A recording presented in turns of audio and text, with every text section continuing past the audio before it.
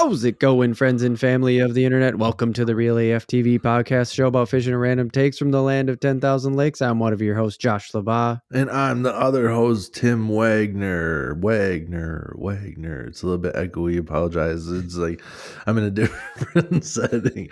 That echo was not Tim. That was just his room that he has moved into now. That's the new studio. Yep. But yeah, this is going to be the new room, but it might look a little bit different the next time you see it because I didn't finish putting in the carpet yet because I didn't know that sometimes you have to order that shit. It's just like, oh, go get the carpet. And they're just like, oh, I thought you guys just had this one on hand. I guess you don't. So right. Apologize if it's a little bit echoey on that, and we'll try to make that sound as good as possible. I did what I could, but yes, that's if you hear it a little bit echoey, it should sound different next week when I have the carpet in, or next episode. So there you go.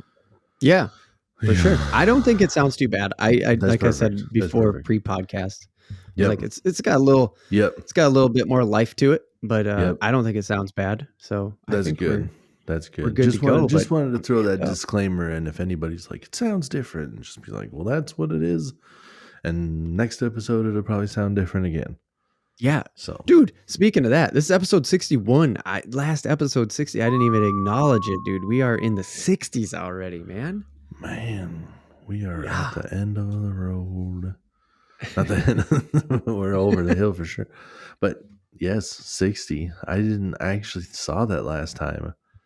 And then fucking crazy, right? Blanked on it until just now when you said it's 61. I don't know. It is crazy for sure. Totally insane.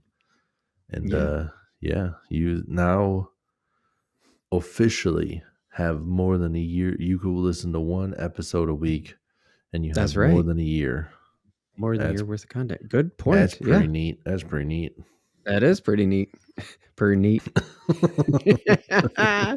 Yeah, so anybody who's watching, you're going to notice that Tim has a new backdrop and everything like that. And anybody who's listening only, you might might hear a little bit of difference. But you know what? That's just progress. That's the Real AF TV podcast moving forward. Tim starting to move into the studio. Let's do what we do, Tim. Let's jump into that fishing news.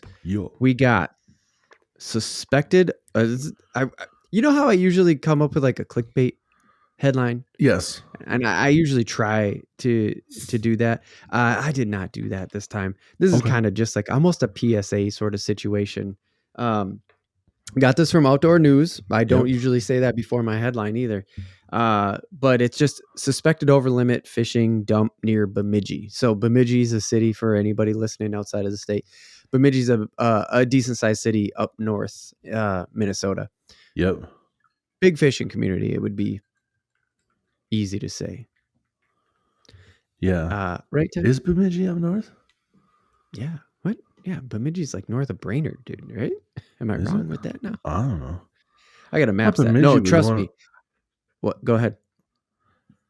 I thought Bemidji was one that always got a lot of snow because they were like south of us. Like, I don't know. Maybe really? You're right.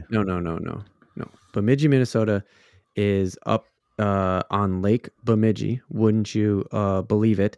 But yeah, dude, Bemidji is north of Duluth. Is it for real? Uh-huh. North of Grand Rapids. Yeah, it's up there. That's crazy. Yeah, so it's north of Brainerd. I was right. So, anyways, yeah. So this is up north, big fishing area because it is on a lake. And Outdoor News reported that Mike Cross of Lake George, which is funny, so many overlapping St. Cloud area stuff in that sentence.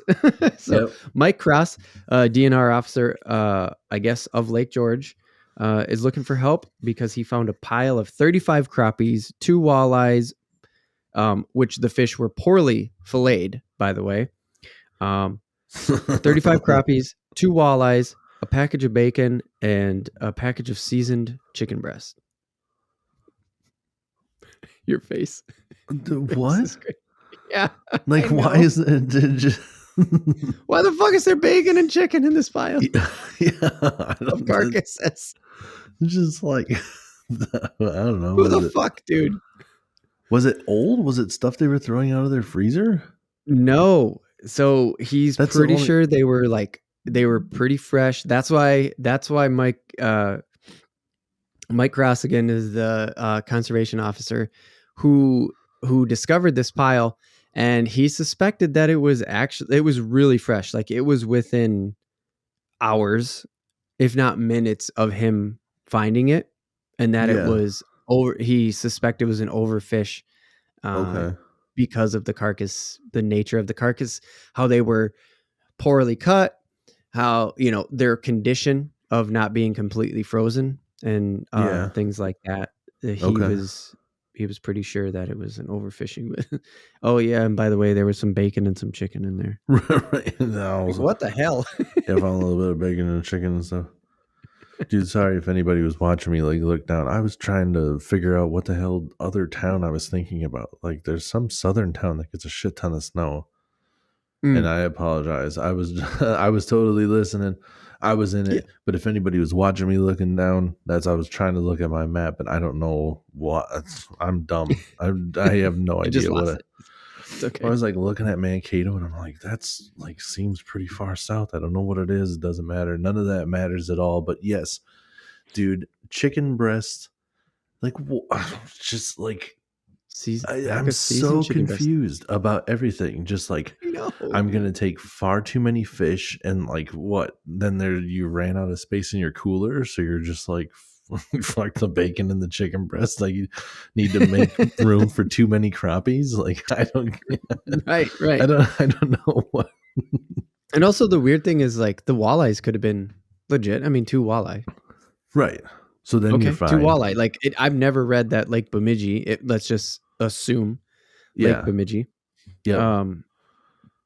But yeah, they were like two walleyes, but then What would you 35 say? Like crappies. 30, 35 crappies? I mean, like that's still not against the rules if you have like 4 people. Multiple people. I know. Yeah.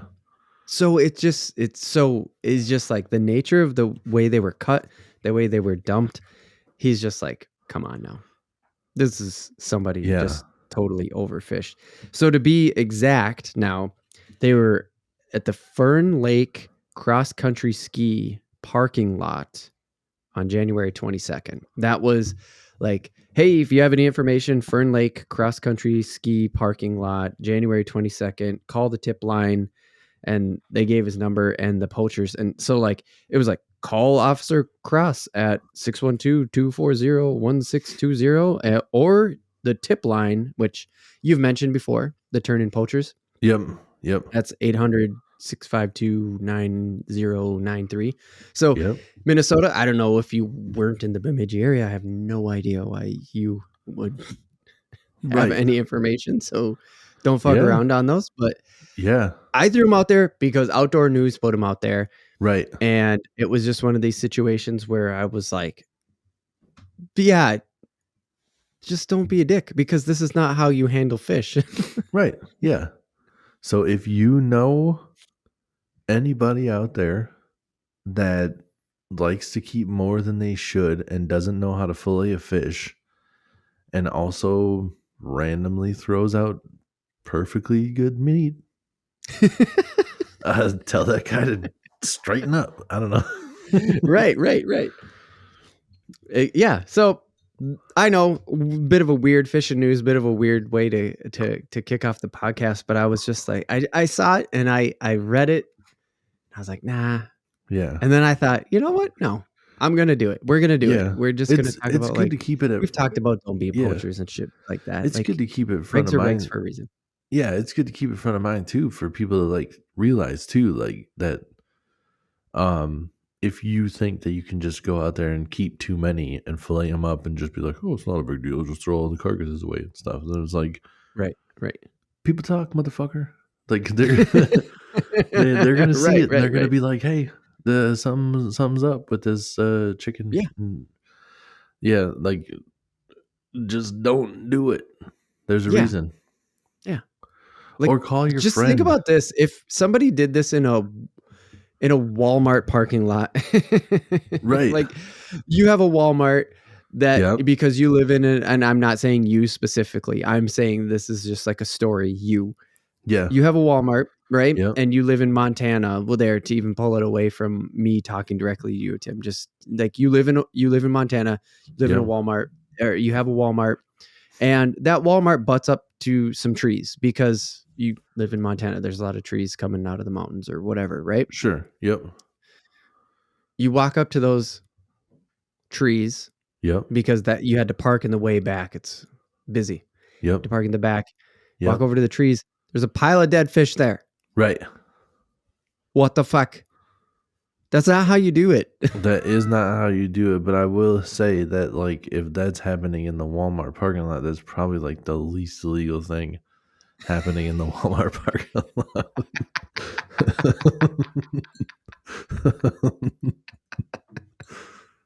It's the last illegal thing you have to worry about in the Walmart parking lot. Shit. Is that a pile of fish carcasses next to all these used syringes? Yeah, I mean, yeah. I think I'll call. I can't even. That's so good. Fucking A. I'm just gonna transition into housekeeping after that. I can't fucking do it. Okay. Housekeeping. Let's get into it. Oh, I know, Tim. This is one I kept off the air. I mean, I'm saved for housekeeping for on the air. Yep. I'm working on our first short. It is a podcast episode already. Okay. Sorry, I'm modifying a podcast episode. I captured some Okay. stuff around a podcast episode. I'll say what it is in a second. And so I'm kind of taking the podcast episode content. I'm taking the content that I captured after the podcast, and I'm going to try to get our first short going here, as we did make that one of our goals for the beginning of the year. Go look up that podcast if you didn't hear it before. Yeah. But it's the pike fishing from shore. I think I'm very confident I have enough for short form, our first short form video that we talked about. Okay. Yeah. In our goals. So working on that. Nice.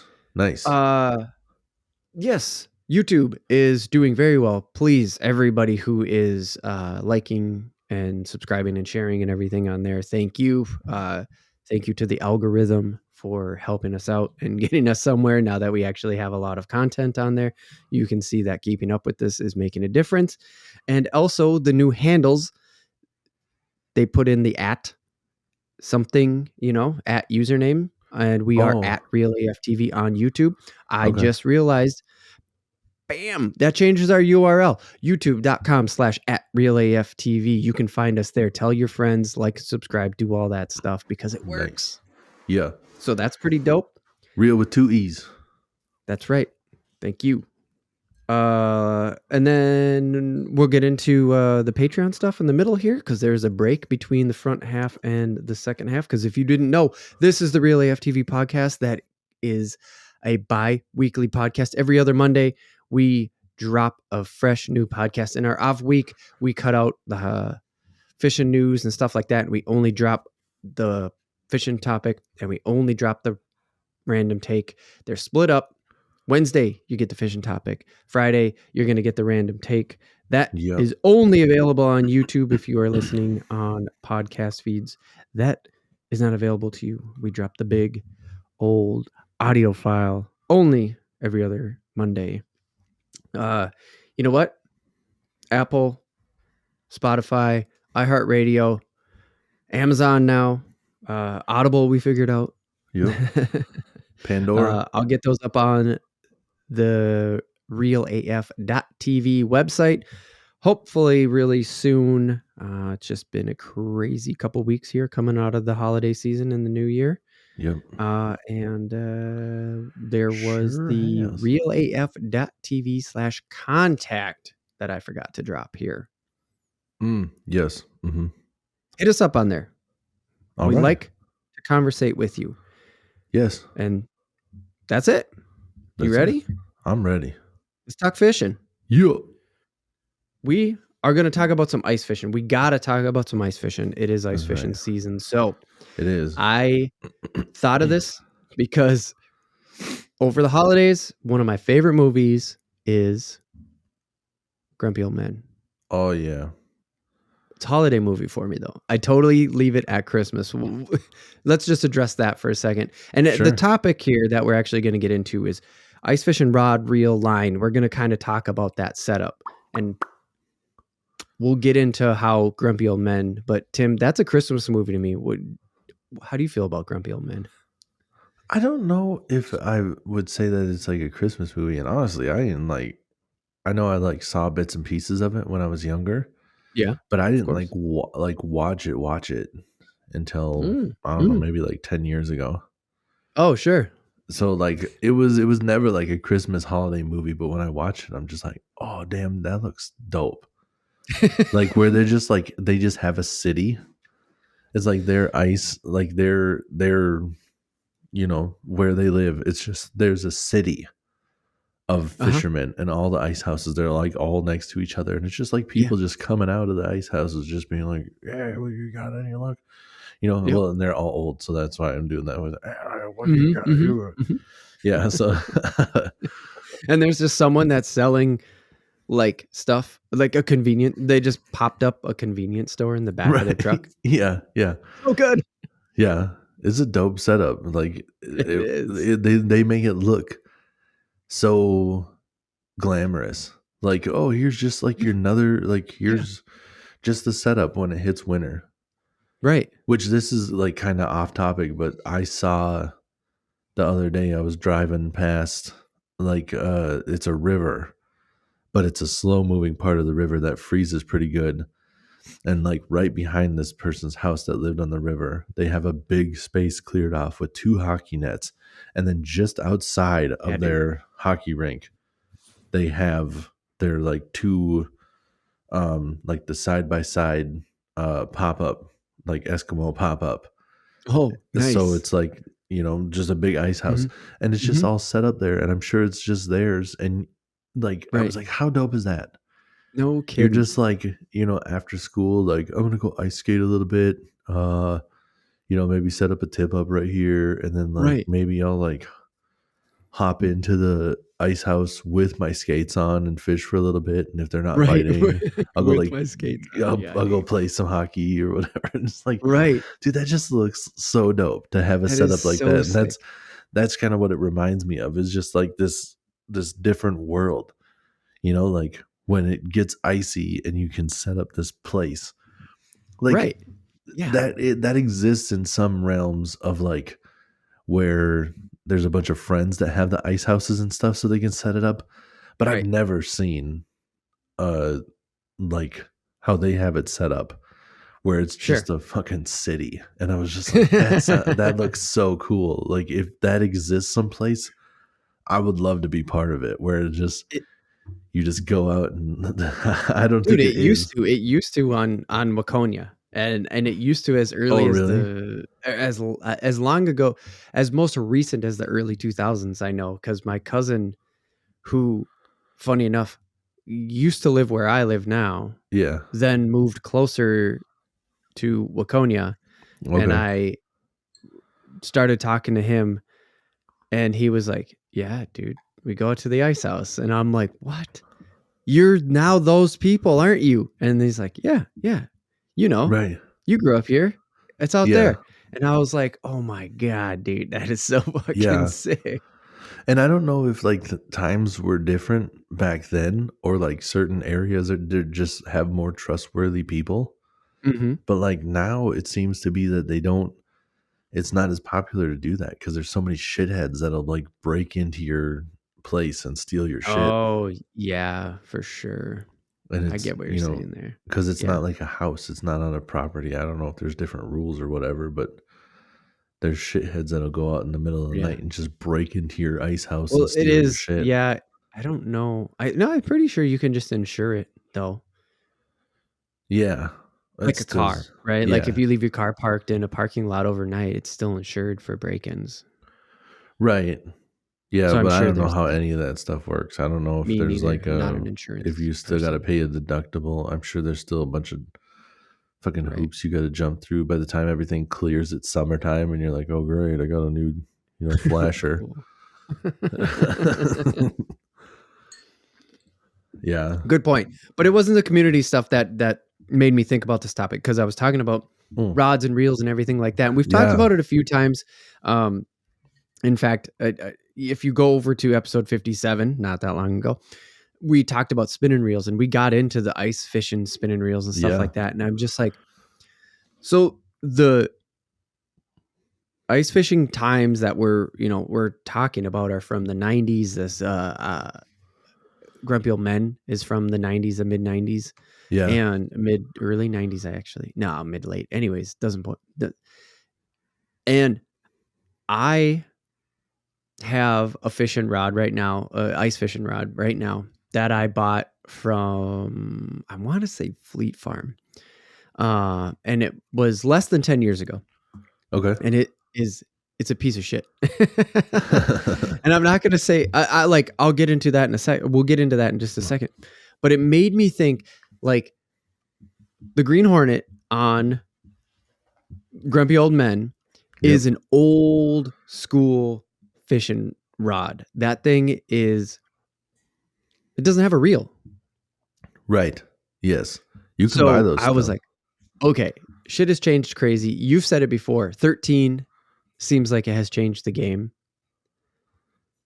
Yeah, like I think they came out and like really started leaning into like the inline, which I don't Mhm. think was a big deal before that. And Mhm. then now they went from like 13 Fishing has like their Black Betty or whatever. And I actually think I'm pretty sure. So if anybody's watching right now, I'm Oh yeah. pretty sure that this is like what 13 Fishing started at. It's Oh, like okay. it's called like number 8 tackle. Okay. And dude, this is like the exact same reel, or they bought it out. I don't know. This is like the exact same reel as like the cheaper 13 Fishing inline reel that they have now. Oh, And I don't know if I just bought it like right before they really started right. or what. How old do you think that is then? Like that purchase of yours is like, That reel, that was like the first ice reel I ever bought mhm. for myself. So I don't know exactly. Because I Okay. bought Like that. more than 10 years ago? Because you got to No. think 10 years ago would be 2013. Yeah. I don't know then. Maybe it was like a Fluger deal. Like Fluger Mhm. and Shakespeare are the same company. Oh, okay. So maybe they had their like lesser known stuff under this Sure. other name, Okay. where they're like, oh, Yeah. we're 13 and this is number 8, and like that'll be our like slightly lower quality stuff. Or Sure. I don't really know, but it seems to be like the exact same reel that they have now, but it's called Interesting. 13 Fishing. And Huh. this number 8, like I don't think it exists anymore. Right. So that's why I'm Okay. kind of a little bit confused on that stuff. Yeah, it sounds confusing. But yeah, so I think 13 did start. Um, they're not the first to do an inline reel, but they No. may be the first to kind of incorporate stuff like a bait cast reel, where it's got like a magnetic, like a Well, it's like got a I forget the term.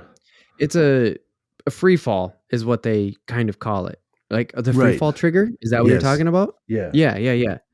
So, Yeah. Because I okay, have so all my hold on. stuff here. Before we So jump into that quick, yeah. before you bring that one up, because I saw you had it, let's kind of lay out, there's 3, maybe 4 big ones out there. Because that old school, like, it's a rod with a handle, 2 sticks, and some line wrapped Yeah. around it. Yeah. That's what the Green Hornet is from Grumpy Old Men. It's Right. just like a duck that has some line wrapped around underneath it, right?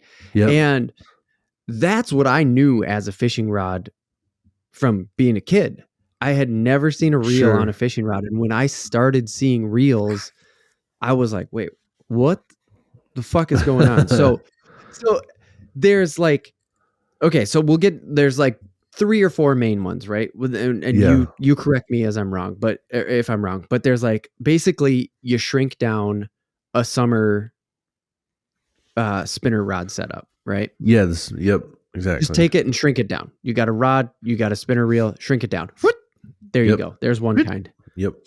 Then you got the rod, which you already showed with us inline, which is the best way I can describe it. It's like a mini fishing rod, you know, just like a normal fishing rod. It's like a mini fishing rod, and then the reel Yeah. on it is almost like they turned a they turned the line bail into, they just put a reel on it. They just put a reel on the line bail and hung it underneath Yeah, a fishing rod. it's like a winch. That's a better way of putting it. It's like, yeah, it's like you're just like it's like a hand winch. You're just cranking it in. Yeah. And so I have a shitty version of that. Like I would say like the OG version of that where Okay. there's no bearings. It's just like, you know how when you set up a new spinner or a new bait Yeah. caster and you put a pencil in between Yeah. the line, Yeah. dude, that's like the kind of inline ice Yeah. fishing rod that I have. Like that shit Yeah. is jank. And that's exactly what I was getting at when I was saying like they weren't the first to do it because that technology has been around Yeah, for a for sure. while. But I And think I bought that back in the day when I bought it. I mean, again, less than 10 years ago, but I bought that because I was just like, oh, look, cool. It has an actual reel on it and it's yeah. not a mini fishing rod because I don't Yeah. understand the mini fishing rods yet, like, so Sure. I knew that I could still apply my 90s knowledge with my, recently learned actual summer fishing stuff. And I can go, I got this. I can Right. use this rod. Yep. But it doesn't open bail. I have to reel it out and I have to reel it in because it's literally just feeding off Oh, of the yeah. winch. Right, Like right. that's Yep. how jank that thing is. And Yep. so I only bring that up to say like, there's obviously a big transition that's happened there, but that is still one of the main, that sort of inline with the fishing rod. Right. And then you got your tip up and then your old school, which I've already talked about. And those are basically hand lines. Yeah, Right. dude. Yeah. I mean it's like the same thing as the reel you were describing pretty much, except for instead of cranking it onto a thing, you're just kind of like winding it almost like it's an electrical cord. You're just like tink, tink, tink, tink, tink, tink, tink, An tink. extension cord, dude, Yeah, like yeah, an yeah, extension yeah. cord on your arm. Yeah, exactly. Yep. Yeah, dude. Oh, that's so funny. So you were about to bring up another setup of yours, Yeah. right? You were about Yeah, to because show I it was again. just saying like I So, yeah. think 13 Fishing is one of the first ones to make it more like it's like you said, the free spool, like it's a bait caster. So Okay. what you were describing is like the same thing. If this was just a crank and like this, you had to control both ways. But what I was getting at was like how a bait caster, this knob on the front puts tension on there, like Mm. uh just oh, what's the word? Like just like how you would tighten like a screw or whatever. Like it's just putting tension on this by tightening this. And Oh, it's so not it's just like not a break, but in a way it's kind of a break, yeah, right? no, Like is where it you yeah, just say it's like you screw it righty tighty and it puts tension on the inline uh spinner itself and yeah, it won't spin as fast, right? right. Lefty loosey and that thing starts to free spool a little bit Yeah, more. exactly. Well, so there's two different so I'm saying that because there's also like two different types. Like that's exactly what it does, but this is just like a screw where you're putting tension on it just by tightening this up, it's putting tension on the bail. Yeah. But if you flip it over on this side, this is also a little tensioner, and this one Ooh. is like a magnet. So that's like What? that's like when you open up the bail, like the free fall. Like there's a trigger here. Oh, yeah, yeah. If I flip it like this, you can see it better. But there's a Yeah. trigger here. You pull that trigger, it releases it, and it just lets it fall. And it just lets So it, yeah. yeah, so you kind of want Because the to, line just bzzz, yeah, you put yeah, enough weight on it and yeah, it just falls right out of there. It's like a free, yeah, I think I read that it's a free fall trigger essentially is like is kind of the name exactly. that they have. Yeah, this one's a free fall trigger where like you pull the trigger and you're letting it fall, and as soon as it gets to where you want, you just let your finger off and it stops it. Yeah. That's Yeah, sick, dude. It just yeah, releases line and lets the weight of whatever you have put on there for weight just take it away. yep, yeah. It's dope. And go back to the old school, like I don't know how we were doing this in the 90s and shit. You just had to keep unwinding it and know that like this is a foot, this is a foot, this is a foot. Yeah, Like, yeah, because the knobs on the old school were 12 inches apart, you know? right. And Yep. and that was one of the things that I wrote down is like, so for anybody who's, if you're listening to this outside of the ice fishing area, is just like, I mean, you don't cast, you're just dropping. Yeah, you're just Like, dropping. You're just letting drill it a hole, fall. let it Yeah, go. So you have to think about that when you're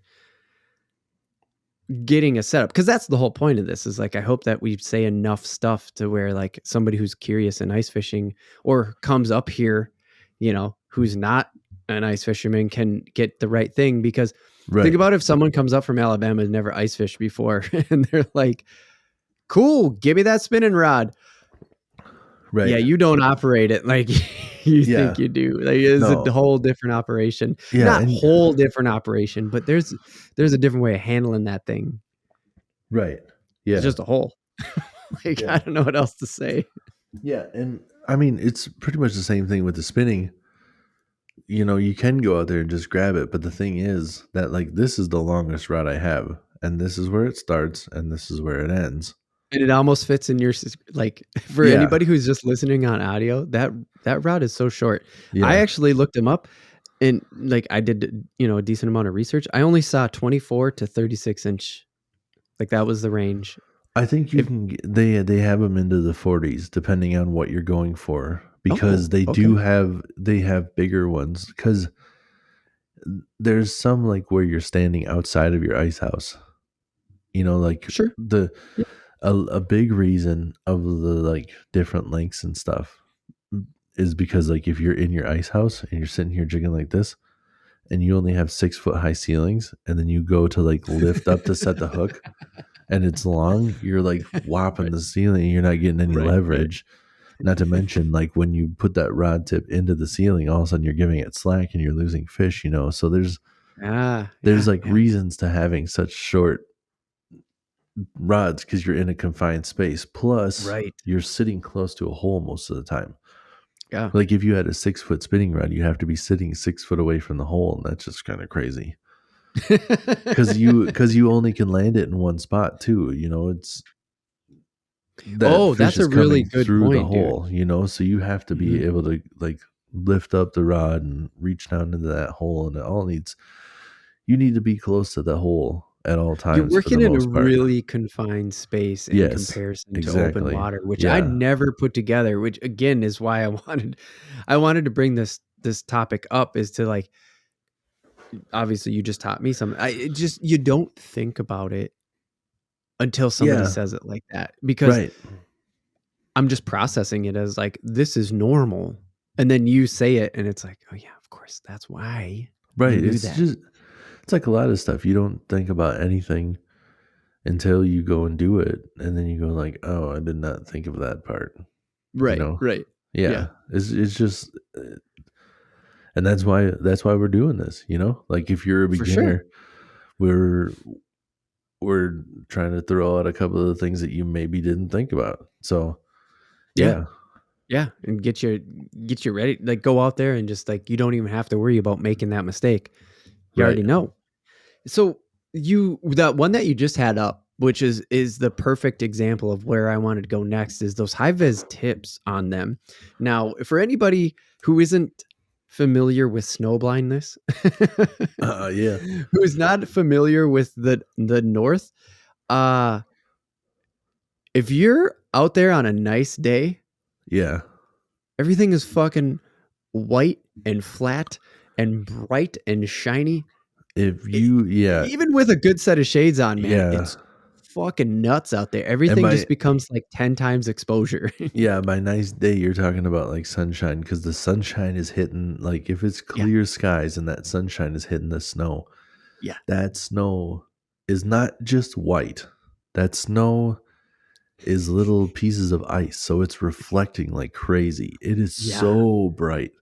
So bright. Like one of the gnarliest things, like if you've never done it before, like if you've ever been in a place that you don't have snow and you've been in your house on a sunny day and then Mhm. you try to go outside and you're like, wow, it is bright out today. It's that times like 10. It is Yeah. insane. Like when you're in an ice house and it's like all zipped up and stuff and there's not Yep. much light in there, Mhm. and then you Mhm. walk out onto the snow, it is like, holy shit, dude. It is gnarly. It is like you have to almost experience it because you probably think that we're messing with you and stuff, but it's like driving too.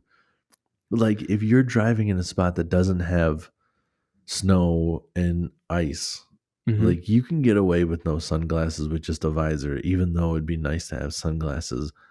Mhm. But if you don't have sunglasses on a sunny day when it has snowed and stuff and there's a little bit of snow on the road still, Yeah.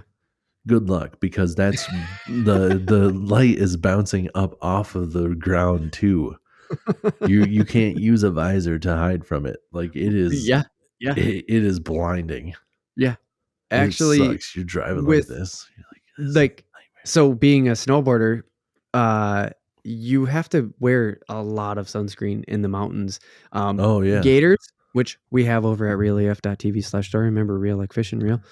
Um, it's not just for the cold. It's not for the cold. In fact, a lot of the time, because the temperature in the mountains is fairly hospitable in the grand scheme of things when you're actually being physical like that.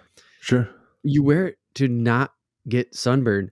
I went into Montana one year Hmm. and we were filming snowboarding, and one of my really white friends got blisters, sunburns on the bottom side, Dude. like underneath his chin. Right. Yeah. That's Like, gnarly. yeah, dude. So like it's super, super bright. It was obviously different in the mountains because you're fucking 8,000 feet closer to the sun, but like Right. the point is still being made. Like I'm still making the point of like everything you just said. I'm just backing it up with a different example. And Yeah, like, so they exactly. have these high vis tips. That's a thing in the summertime too. Yeah. Yeah. Yeah, I mean it is. I mean it's kind of the same thing. It's like you want to be able to see like when stuff is moving. Yeah. And this But they one, don't look like that one that you have right now. yeah, dude, this one's just a little bit like more gnarly. Yeah. It's And got this one like lines in it. It's like a yellow, red. It's got a pattern to it that yeah, really. and I'll take this off here. But like I know that you had said or like in the doc too, I saw that you were talking like about noodles. Yeah. So you're okay. Yeah, let's make that transition. Like, okay, so there's this high vis tip on them, which is a thing in the summertime, but it just doesn't. There's different when it comes to the sun. Like, or, sorry, when it comes to the ice, there's different availabilities. I've never seen anything like that in the summer for a Yeah. summer rod. And The do they? well, I mean, they exist, but it's not on most because it's not that big of a deal. It's not a common thing Yeah, because well, a in the lot of summer. times you're like watching the line. You Sure. know, you're not Yeah, yeah, watching your yeah. rod tip. You're watching where the line's going into the water. And But this on high vis this, tip on ice fishing rods is yeah, well, because a totally a lot of thing. times, Totally like common. especially on a thing like this. So this is the Jason Mitchell clam dead meat. So this is a Okay. dead stick. So a dead stick is like designed, like you can use it in many applications. It's a versatile rod, but because it has good backbone, like see the tip's super soft, but like look at that Yeah. when I pull on it, like I'm pulling pretty hard Yeah. and it's still The holding up tip in the back. But the the tip tip has a is lot of like, action, but the rest kind of yeah, the tip is springy as fuck. But but the rest holds tight. yeah, so a dead stick, you just sit there. Like this is designed to, like, you just put it in a rod holder or whatever. Yep. Or I have this thing on here because this is actually like set up to do like a tip up deal too. Yeah, which we'll get into later for Yeah. sure.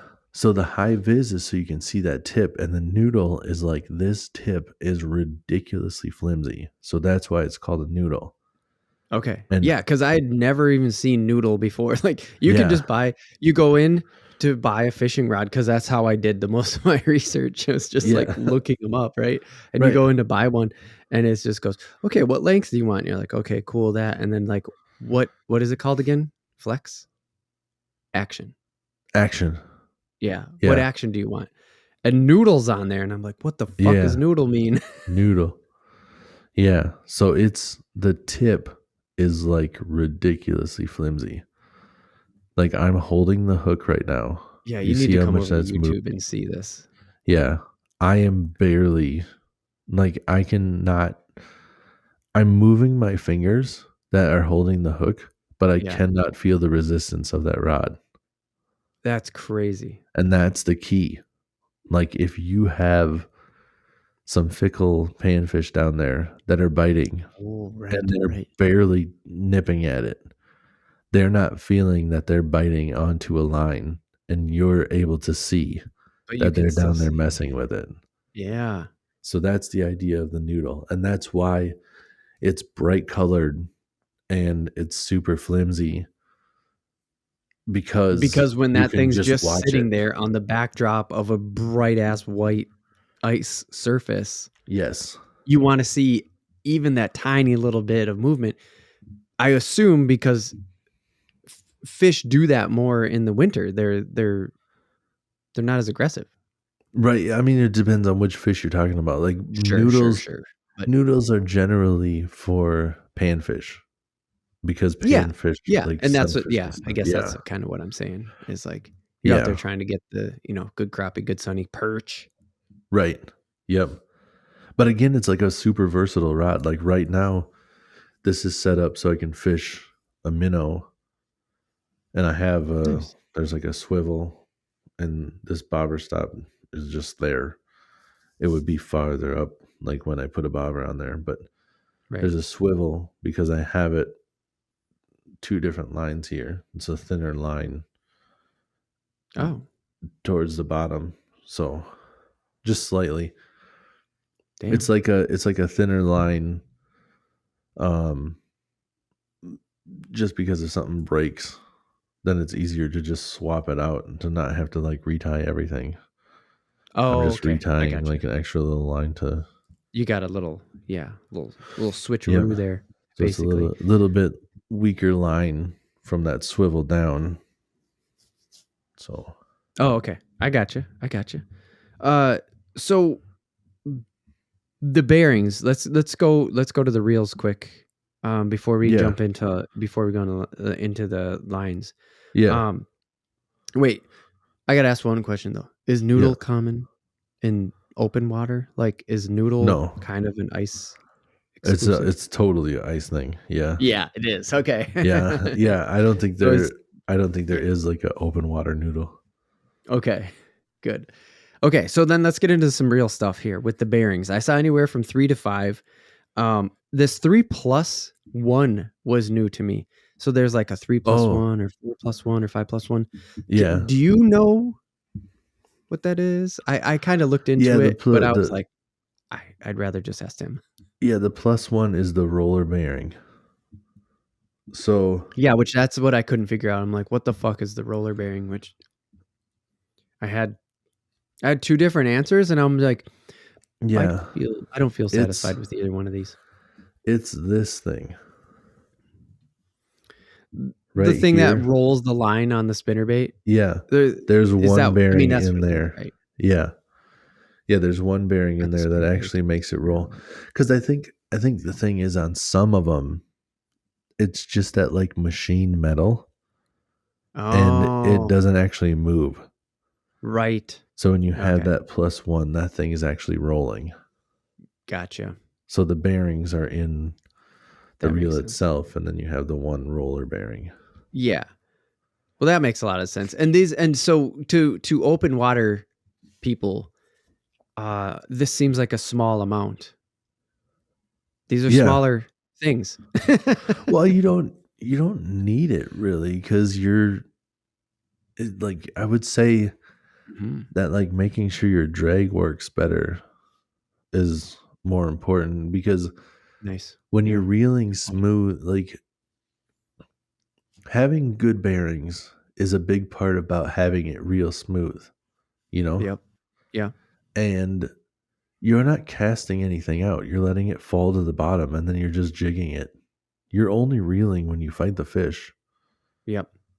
So as long as it's not just like the worst reel in the world, you're normally pretty good. So it's Yeah, not. well, like I even described my piece of shit one that I have at the beginning. It doesn't have any bearings. I know that it doesn't. I can tell by the way it reels. It has no bearings in that thing. It's old school. It's a reel, Yeah. but it has no bearings in it. Yeah. Well, I'm sure you have one. Well, I'm Yeah. gonna tell you, it really feels like a piece of plastic on a cardboard tube. But Oh no, yeah. No, what you're talking about, I bet you probably don't actually. yeah, It probably is I just forgot to plastic grab on it. I mean, I plastic. would have Yeah, it I know here, what and you're you, talking about. I yeah. forgot what reel you were talking about. Like I'm thinking of it being like a just a cheap spinning reel Oh like this, but then I no, no, remember like no, it's that cheap. Yeah, that cheap inliner. yeah, Yeah, it's probably nothing. yeah, There might be one, but yeah, probably not because probably. the way that it's set up, it doesn't really need much. Yeah, But and that's the point. if it doesn't have like a legit bearing in there, then it doesn't really matter much. It's just kind of like it's probably like you said, plastic on plastic. Yeah. I really think it is. And that's why also like these are smaller reels. So like, somebody who might be coming to do the hard water stuff from as an open water, like, you know, well seasoned open water person might look at Yeah. that and be like, what the hell? But you just explained it, right? I mean, it's like it's not that big of a deal. Yeah, right. You just don't need like having to be able to adjust it to fall properly is nice and to have that trigger to let it fall quicker is a big deal Sure. and having a good drag and being able to reel smooth is very nice if you can afford it, but it's not necessary. Sure. And Well, yeah, and even back to the old school stuff, and again, we'll get into tip ups too. Is this like you don't fuck it? We'll bring up tip ups right now too. Is yeah, the old school stuff and tip ups? A lot of it's just hand line, like it's old school hand fishing. That thing yeah, bites. a tip You up just gotta is you just gotta grab that fucking line and start pulling. yeah, it's 100% hand fishing. I mean, some of them are a little bit different, Yeah, but for sure. I'm those old generalizing, yeah, no doubt. right, those old school. Oops, shit, didn't mean to hit the mic there. But those old school ones are definitely, um, yeah, they just you go out and it's like a thicker black line, and then it'll go down to like, or it should go down to like a swivel, and then you put on there like a fluorocarbon leader or Mm, whatever you got on there. I suppose if you're going for pike, then you could mm, maybe put like a steel heater on there or whatever. sure. But it's a pretty thick like black nylon line, and Yeah, then you just set the hook and then you fish it like this. You're literally just pulling it in by hand. pulling it in through the ice, old school hand line. Yep. It's Yeah, fucking wild. it is. It's pretty crazy. Yeah, especially Well, and seeing we'll some go of the further pike into that the they pull in. what's that? Especially seeing some of the pike that they pull in, Oh, right. because Yeah, to think about how that's fighting you, you're just like, oh, he's going, and they gotta like let it go and stuff. Like right, that's 100% going by feel. There's no drag there saving you. right. Sometimes I get Yep. nervous too, where like I'm sure there's a video out there where somebody like wraps it up weird and it takes off running, and then it just like, you know, the Oh. line is just like strangling their hand. You're like, Yep. ow. Yep. Tearing through you. Yeah. Hopefully the line Oh. breaks before you do any real damage. Right. Oh But God. So speaking of that, like the reeling, the bearings, all and the hand fishing and stuff like that, it's like so you have this ability to fish, or I should say, there are very standard reels or yeah. rods and rod setups Yep. that are hand fishing in ice fishing. It's a thing. It's Yeah. totally a thing. For sure. And then you look at these smaller rod and reels or these smaller reels, right? And their Yeah. ratios just aren't that big. Like they're 3-1 or 5-1 or something like that. Um, I think you've told me like some of these bass fishers are working like an 8-1 or something like that. Like some of these Right. pros in the open Yep. water, right? Yeah. Yeah. So do you want to explain ratio quick and then it's just piggyback, like just listen to what we just said and go, Yeah. the ratio doesn't matter as much Right. because of everything that we've just talked about. It's Yeah. coming up through one spot. You Right. can't cast. Right. Like, Exactly. Well, like in the gear, yeah, exactly. When you're talking about gear ratio, a faster gear ratio, the only reason to have that is so you can work a bait properly or so you can pick up slack, depending on what kind oh, of bait you're using in fishing and stuff. oh, Because when okay. it comes to actually fighting a fish, the lower gear ratio, the better, because Really? you have more leverage on the fish. Oh, Like a crankbait, like a deep water crankbait, like an ideal reel for that is like um probably even under like a 6-1. really? Yeah, because like the Wow. fast ones are Okay. like 8-1 up to like I think some of them are even like 10-1, which Jesus. is like for every crank of your hand, the spool is cranking 10 times if that's like the fast one. Yeah. So the Okay. slower ones are, down to like 6, like a 5.3 or whatever is like nice because it's giving you that leverage. So like a Sure. deep water crankbait is really putting a lot of crank or a lot of force on your reel. If you try to do that Yeah. with a faster reel, you Uh-huh. could, but it's hard, man. It's hard on the reel. It's hard on you. Like you have to use force. Like your arm's going to get fatigued because of how hard Oh. you're having to crank that thing. Yeah. Yeah. I Yeah. would have never thought of that, but it makes sense when Yeah. you say it because of the it's trying to swim down, right? Right. Like a deep water is going down, obviously applying a lot of pressure. It's almost like working against you in a way because it has Right. to swim down, Yep. there has to be resistance. Yep. Yeah. Yeah. And Okay. the gear ratio doesn't matter as much. Like there's no reason to have a faster gear ratio really because there's never ever really a time that you're trying to pick up a lot of slack When in ice fishing. ice fishing because your Yeah. your jig is at the bottom of your line. You're just kind of jigging it. When you feel the bite, you set the hook, you reel it in. Right. And for the most part, like if you're in 30 feet of water, your jig is 30 feet down. You're only Mhm. working with 30 feet of line. Once you set the hook, it might run and then you Mhm. got to fight it or whatever, but you're not Mhm. casting out 100 feet plus 30 feet down, you know? Right. So you're Good just, point. Good you're point. just pulling it straight up. So Yeah. having a lower gear ratio is fine and they're lethargic for the most part. Like they'll fight you, Mhm. but they're not going to be making like a run at the surface to jump like they would like a bass. Mm. Mhm. Mhm. Bass are kind of rare to catch in the winter anyways. Mhm. You just kind of don't see them in the same spots as some of the other fish. It happens, but they're not running to the Sure. surface to jump. Yeah. No, I've They're actually not asked that before of yeah, like, why doesn't yeah, anybody ice fish for bass? And it's yeah. like They're not totally the different game. right. They're not the brightest fish, but they understand what's going on in the time of year. They know that they can't run to the surface and throw the hook. Right. So they're not trying to jump or nothing. They're trying to swim down. So you're just, having that like sturdy lower gear ratio. helps. It's So I just, mean, yeah. really, it It's just built, boils I didn't know down. that. I mean, it really Yeah, boils down to these 3 to 5, this 3 to 5 that I saw, and I was like, "That's low." It's like, yeah. you're saying, yeah, that's built to fight fish. Well, and the higher gear ratios actually like put more stress on the gears and stuff.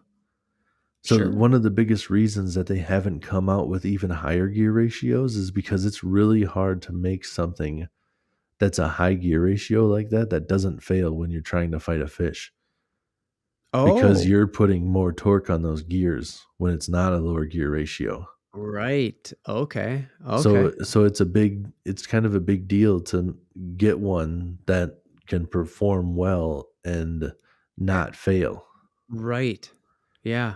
And so it's just completely pointless to give you a high gear ratio When ice because fishing, because yeah, it there's no reason to make it go fast. There's right. no reason to risk failure. It's just like, no, you're fine. Just reel it straight up. No, you're fine. You're fine. It's good. Yeah. So, with with these lower gear ratios, it's all about basically just fighting the fish and, like, Yeah. set the hook, fight the fish. Like, that's kind of what ice fishing is. And that's why tip ups, and now we should explain what an actual tip up is. That's why tip ups are a thing. Like in Minnesota, you can have two lines. You can have a tip up, which amounts to what you already explained as a dead stick. Like a tip up, it just sits there. Yeah, for But the we'll most part. explain more of what it actually is. Yeah. For anybody who listening that doesn't know, of course, that's the whole point. And then you can have your own line that you're jigging, because you've said that a bunch of times, right? Like you're bouncing off the bottom, or Right. like you're jigging another line just sitting straight down. And Yep. so, though a tip up is a hand line, there's some stuff going on the above the water, right? Or I should say on top of the ice. Yeah. Those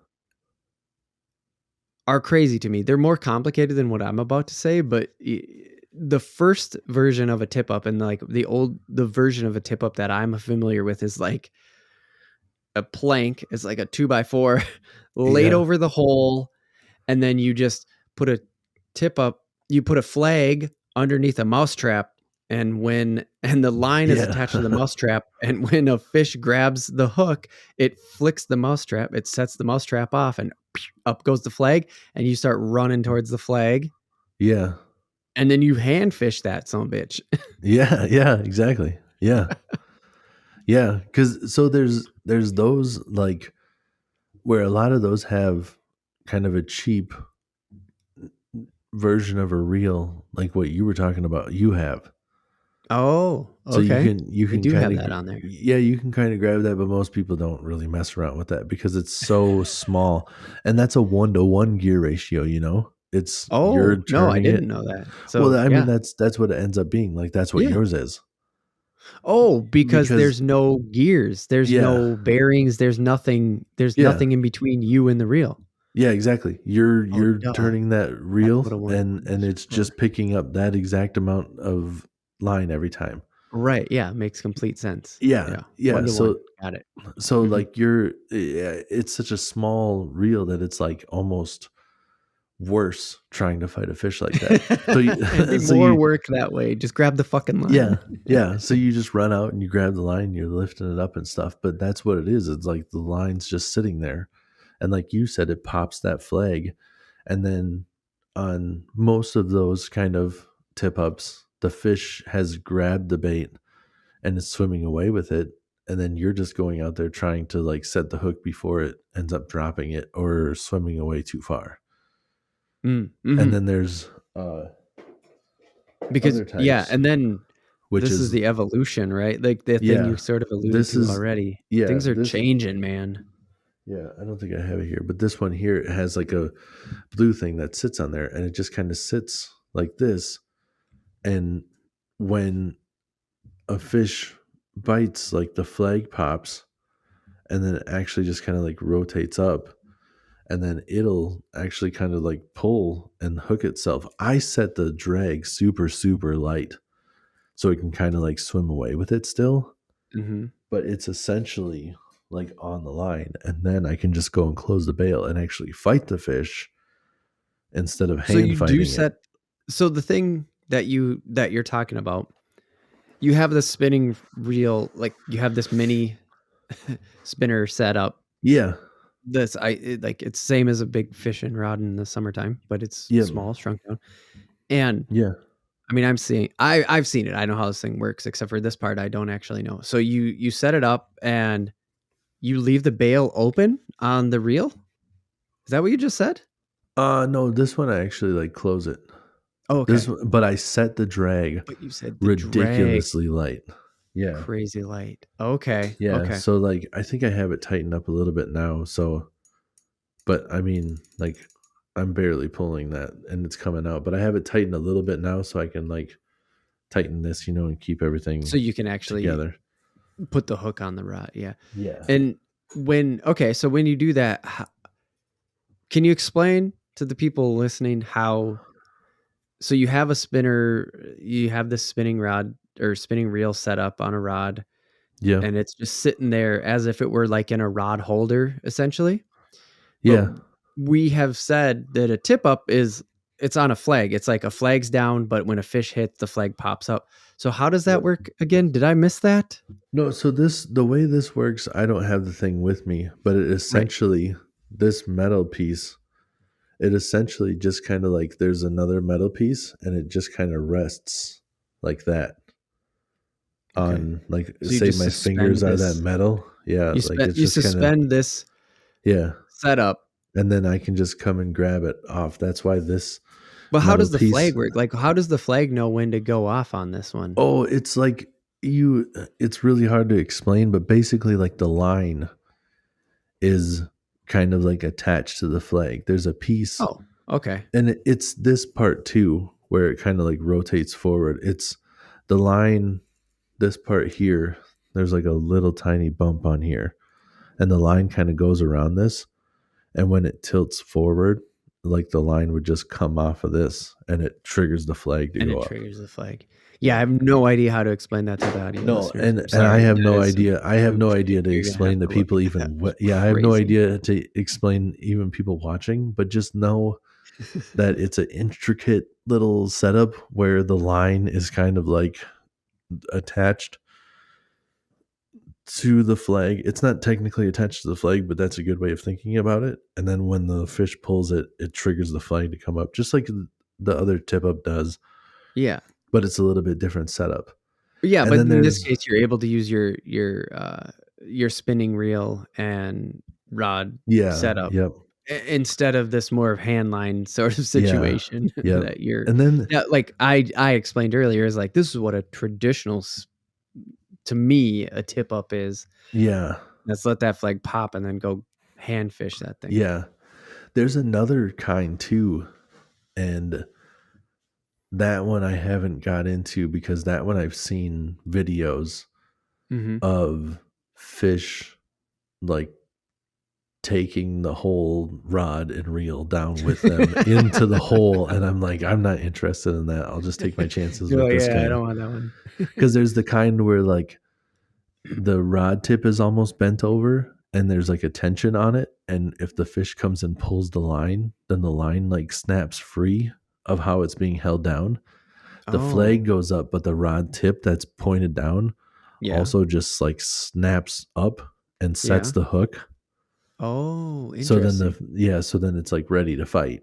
And then Mm-hmm. you have to be on that shit. And that's the ones where I've seen the dudes like Right. sprinting from like 20 yards away trying to get to it and like just barely getting there. And the rod just goes foop right down the hole. And you're just like, yeah, no, I don't want to. I don't want that setup. I don't want to. I don't want to risk that. I'd rather lose Yeah, the fish than lose my rod. because a tip up is just like the fish swims up, takes the bait, and just kind of casually is like, cool, whatever, starts swimming away. Well, Yeah, that sets the flag off because that took the line, right, and that doesn't mean that the hook is set in any way. right. No, it doesn't. That's what you're trying to hurry up is to to get over there and set the hook before the fish realizes that this isn't just a minnow it has. Because you're Gotcha. always using live bait on that kind of a setup. Okay. Or at least I always am. I've never Right. heard of Yeah. anybody using artificials, but you're using live bait because then they come and they grab onto it and then they'll, swim away. And another thing with the tip up too, I would say if you're fishing a tip up, try to fish a tip up for fish you intend on keeping is my personal preference. I mean, Sure. if Yeah. if you catch a monster pike or whatever, and then like release it, hopefully it didn't swallow the hook too bad, and you're able to get it out. But I have seen there's another guy that I saw that lives like further down south. I don't know exactly where, Hmm. but he sets up tip ups in an area where he knows that he's fishing for bass. And I'm like, and it's like Mm, catch and release. And I'm like, dude, those bass are going to swallow those like live minnows. right. And you're risking killing It's these swallowing fish. the Yeah. whole, the hook, the line, the sinker, like every, right? Like taking that Yeah. whole lure, including the bait, and then you're hooking it back in the throat. Yeah. Yeah. I've Yeah. never once tried to fish catch and release with live bait. Like if Mm. I'm using live bait, I'm out Hmm. there to put fish in the boat because I want to eat fish. So I guess We're trying to keep it. because when it's live bait, the fish know that it's live bait once it eats it. Like it knows that it's legit food. And Right. there's a good chance that it's going to swallow it. And Gotcha. then if Yep. it dies, whatever, I plan on killing it anyways.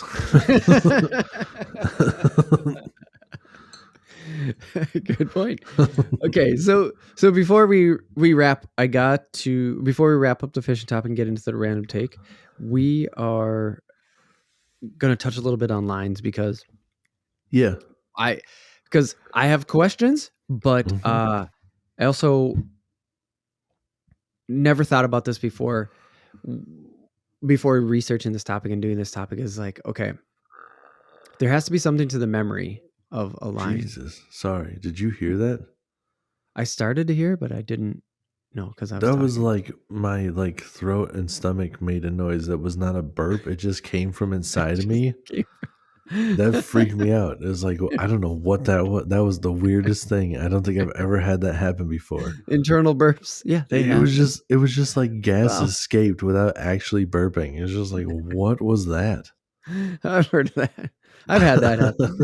Okay. That's funny.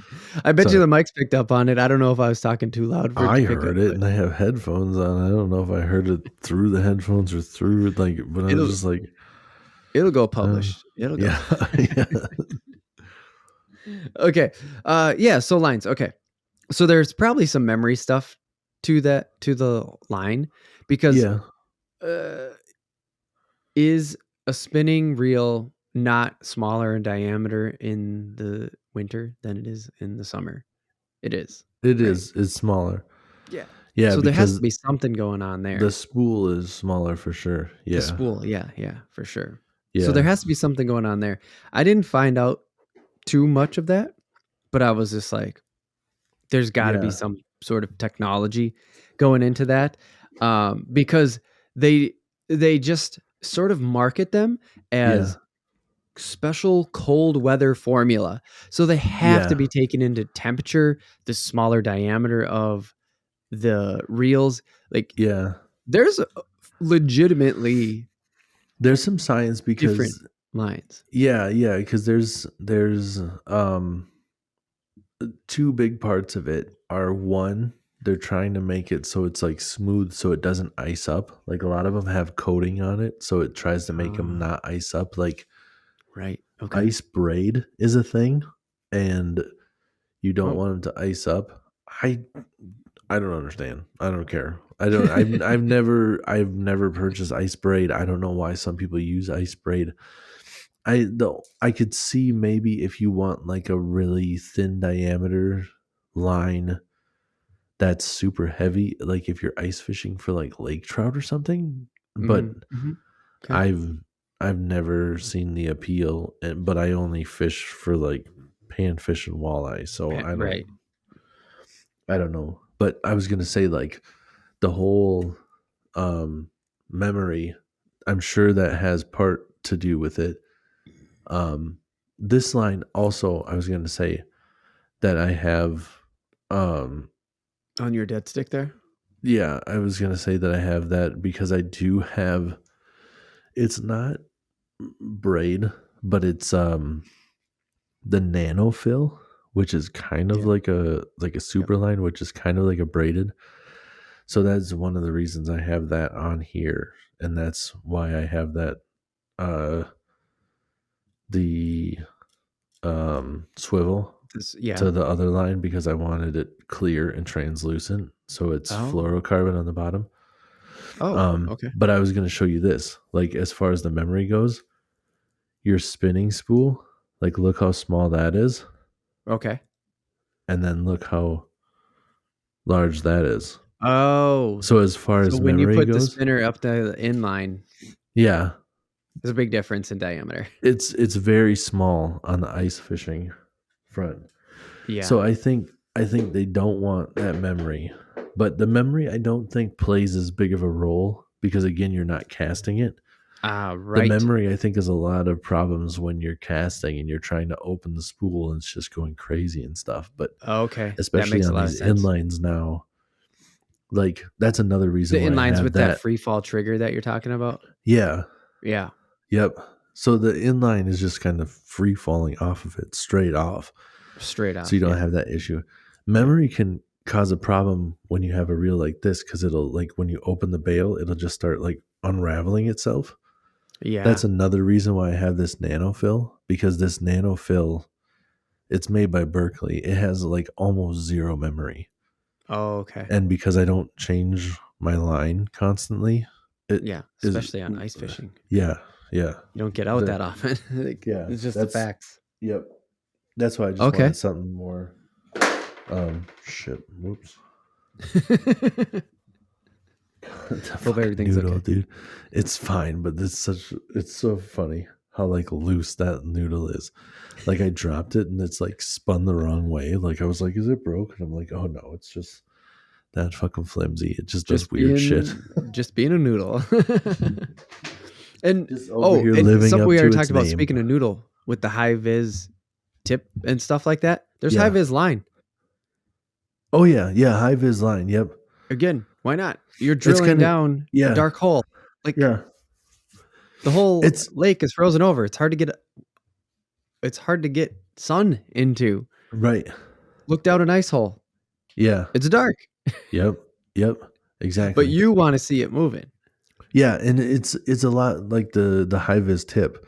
Yeah, Like you just want to see everything moving. Like the more, sure. like if you're really having a tough time and you want to make sure that you're seeing the, like basically the bite indicator, that you're able to see it, Yep. then the Yep. high vis line makes a big deal. And like, but Right. when you're using the high vis line, unless you're fishing in really stained water, you just kind of put a swivel on like I did this other one, and then you put clear line on for like the bottom 2 feet or whatever. So then Oh, it's not that big of a deal. So that's what I got on right. this one. Like Okay. braided line, like if you want a lower diameter, that makes sense. But the braided line, I wouldn't suggest ever just going like braided line to the hook unless you're working in like really stained water where the fish can't see the line that well anyways.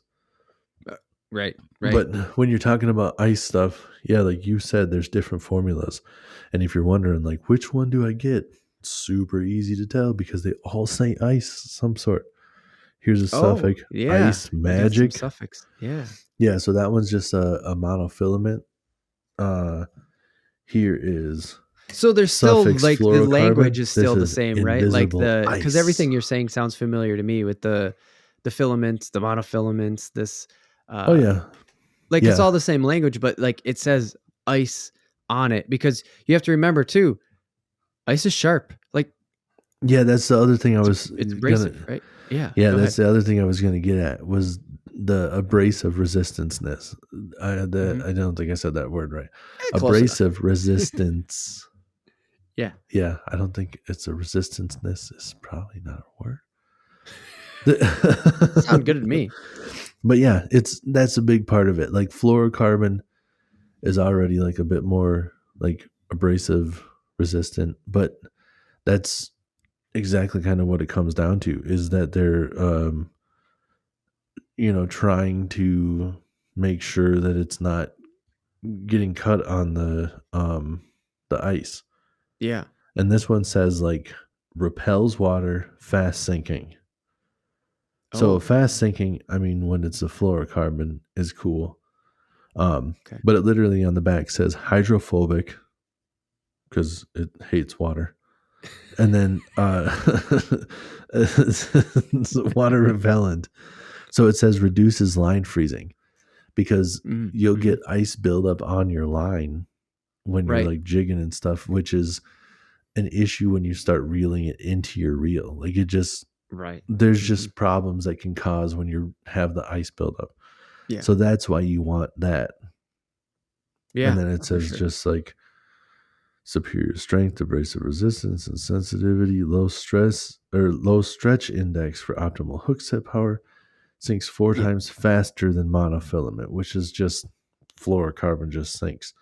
In general. So like, Yep. I read all that stuff to let you know that like, if you're thinking like, if you're a summertime fisherman and you don't know what you're looking for, the back of the box tells you a lot of what you need to know if there's something specific you're looking for. If you don't know what you're looking for and you're going ice fishing, just rule of thumb, get a box that says ice on it. Because they all, for the most part, because they're all going to have that extra stuff that you need in this weather to, like, it's built for it. I mean, that's all there is to it. I mean, they literally said, like, here's another one that I have where it's like Suffolk, it says advance. And it might be harder to see on this one, but if you look, this small spot says ice monofilament. Like, they're literally formulated a little bit different to be able to handle the cold water better. Yeah. So knowing, like, it's not just marketing. It is right. It's like it's a real thing. They put in research and yeah. So knowing like what you're looking for isn't necessarily super important. Just make sure you're getting the right stuff. You can get away with using line from the summer, but these lines are designed to do all the things to give you less hassle. Exactly. Right. Yes. Which is basically why you're buying any different kind of line. Right. You could go out there and fish with a shoelace, probably, but there's so many different kinds of. I mean, just go to like any bait shop, your Fleet Farms, your Shields, your Cabela's, Bass Pro Shop, same shit. Like, just go to any of them and look at where the fishing line is, right, and see that it is a full row, because each one of those has their own purpose, and the reason is to give you slightly less hassle or slightly better performance in one area. Right. Yep. So they'll all work, but if you're just getting started, just find one that says ice. get the one that says ice, and maybe ask the person there, because they're normally pretty helpful. Yeah, for sure. All right, man. Let's jump over to the random take, where we are going to get into some video game shit. Again, I need a little video game unwind, and we're specifically really going to touch on some stuff that's right in Tim's lane. So we're going to do that. Hit the random take. I guess I should have said hit the break. Here we are, patreon.com/reelaftv. That's right, patreon.com/reelaftv, reel like fish and reel. We are on Patreon, and we are coming to tell you, and by we, I mean me and Tim, Reel AFTV podcast here, coming to you to say we have a Patreon as low as $1 a month, but hey, you could go up to $100 if you really wanted to get crazy with it. It's there. Go over to our website, reelaf.tv. You can find the Patreon link right there, or go to Patreon and look us up, Reel AFTV, Reel Like Fish and Reel. And we have things like, for $50 a month, we will customize What kind of tackle is it, Tim? We have some in the warehouse right now that we haven't actually ran over. A lure. Yes. Lure. Thank you. Is a crankbait. Crankbait. Yes, we will customize a crankbait for you. At yes. the $50 tier. Also, Patreon, if you're new to the whole Patreon thing, if you're on a podcast, you're probably not that new to it. But Patreon is something that you can jump in and out of. Like if you do $50 this month, bam, you get the custom lure, but you don't want to do that for the whole year. You jump down to the $5 a month tier where you're going to get early access content. You can help vote on the random take, one of the random takes for the month. And, we'll keep up with you on Patreon as well. Like just a direct Patreon contact. There's communication you do only through Patreon. That's what I'm trying to say. So if you're new, there's just a little intro to it.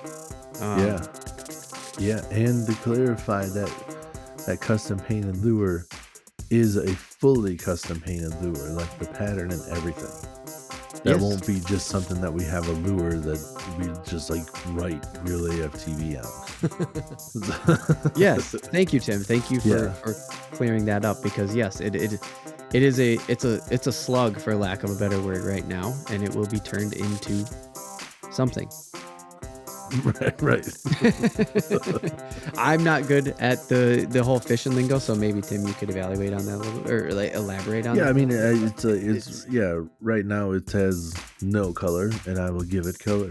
There we go. It will look like a bait fish imitation of some sort. It might not be exactly colored. It might not be realistic. Some of that stuff out there that the different companies work with makes different stuff, but it will be a custom painted lure, and it won't look like dog shit. Because not to be like, too full of myself, but I have some talent.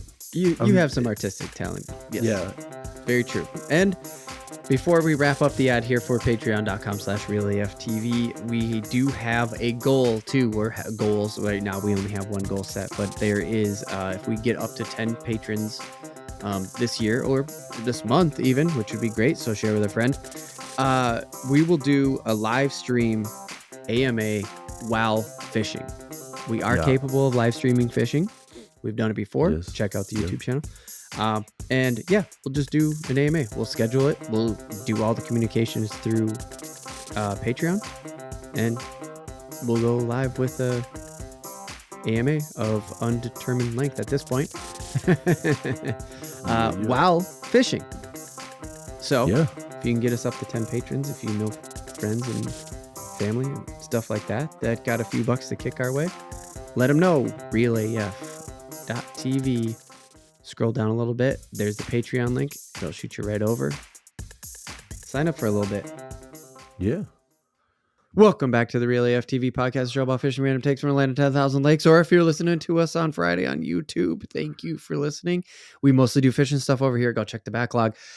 This is the random take, and Tim is ready because I purposely wanted to bring this one up. This is in Tim's wheelhouse. We are going to talk about Dead Space and Resident Evil 4 remakes. Yeah. Specifically, we're going to talk about them, but the reason why they're the motivation, right? Yes. But we're going to talk about the old stuff because leading into these remakes, one's not out yet, first of all. Second, the other one just came out the Friday before the Monday that this podcast drops. And I haven't played either one of them, but these are, if I'm wrong, Tim, you correct me, but these are some of your top games. These are two of your top 5? Yeah, for sure. I had to think about it. Maybe top 3. It might be of Metal, these are in your top 3. Yeah, it might be Metal Gear Solid, and then these two. No shit. Yeah, dude. They're like the other games are like there's so many games that are on my list. But if you gave me if you say what games are you gonna replay? Dead Space and Resident Evil 4 are right there. Yeah. With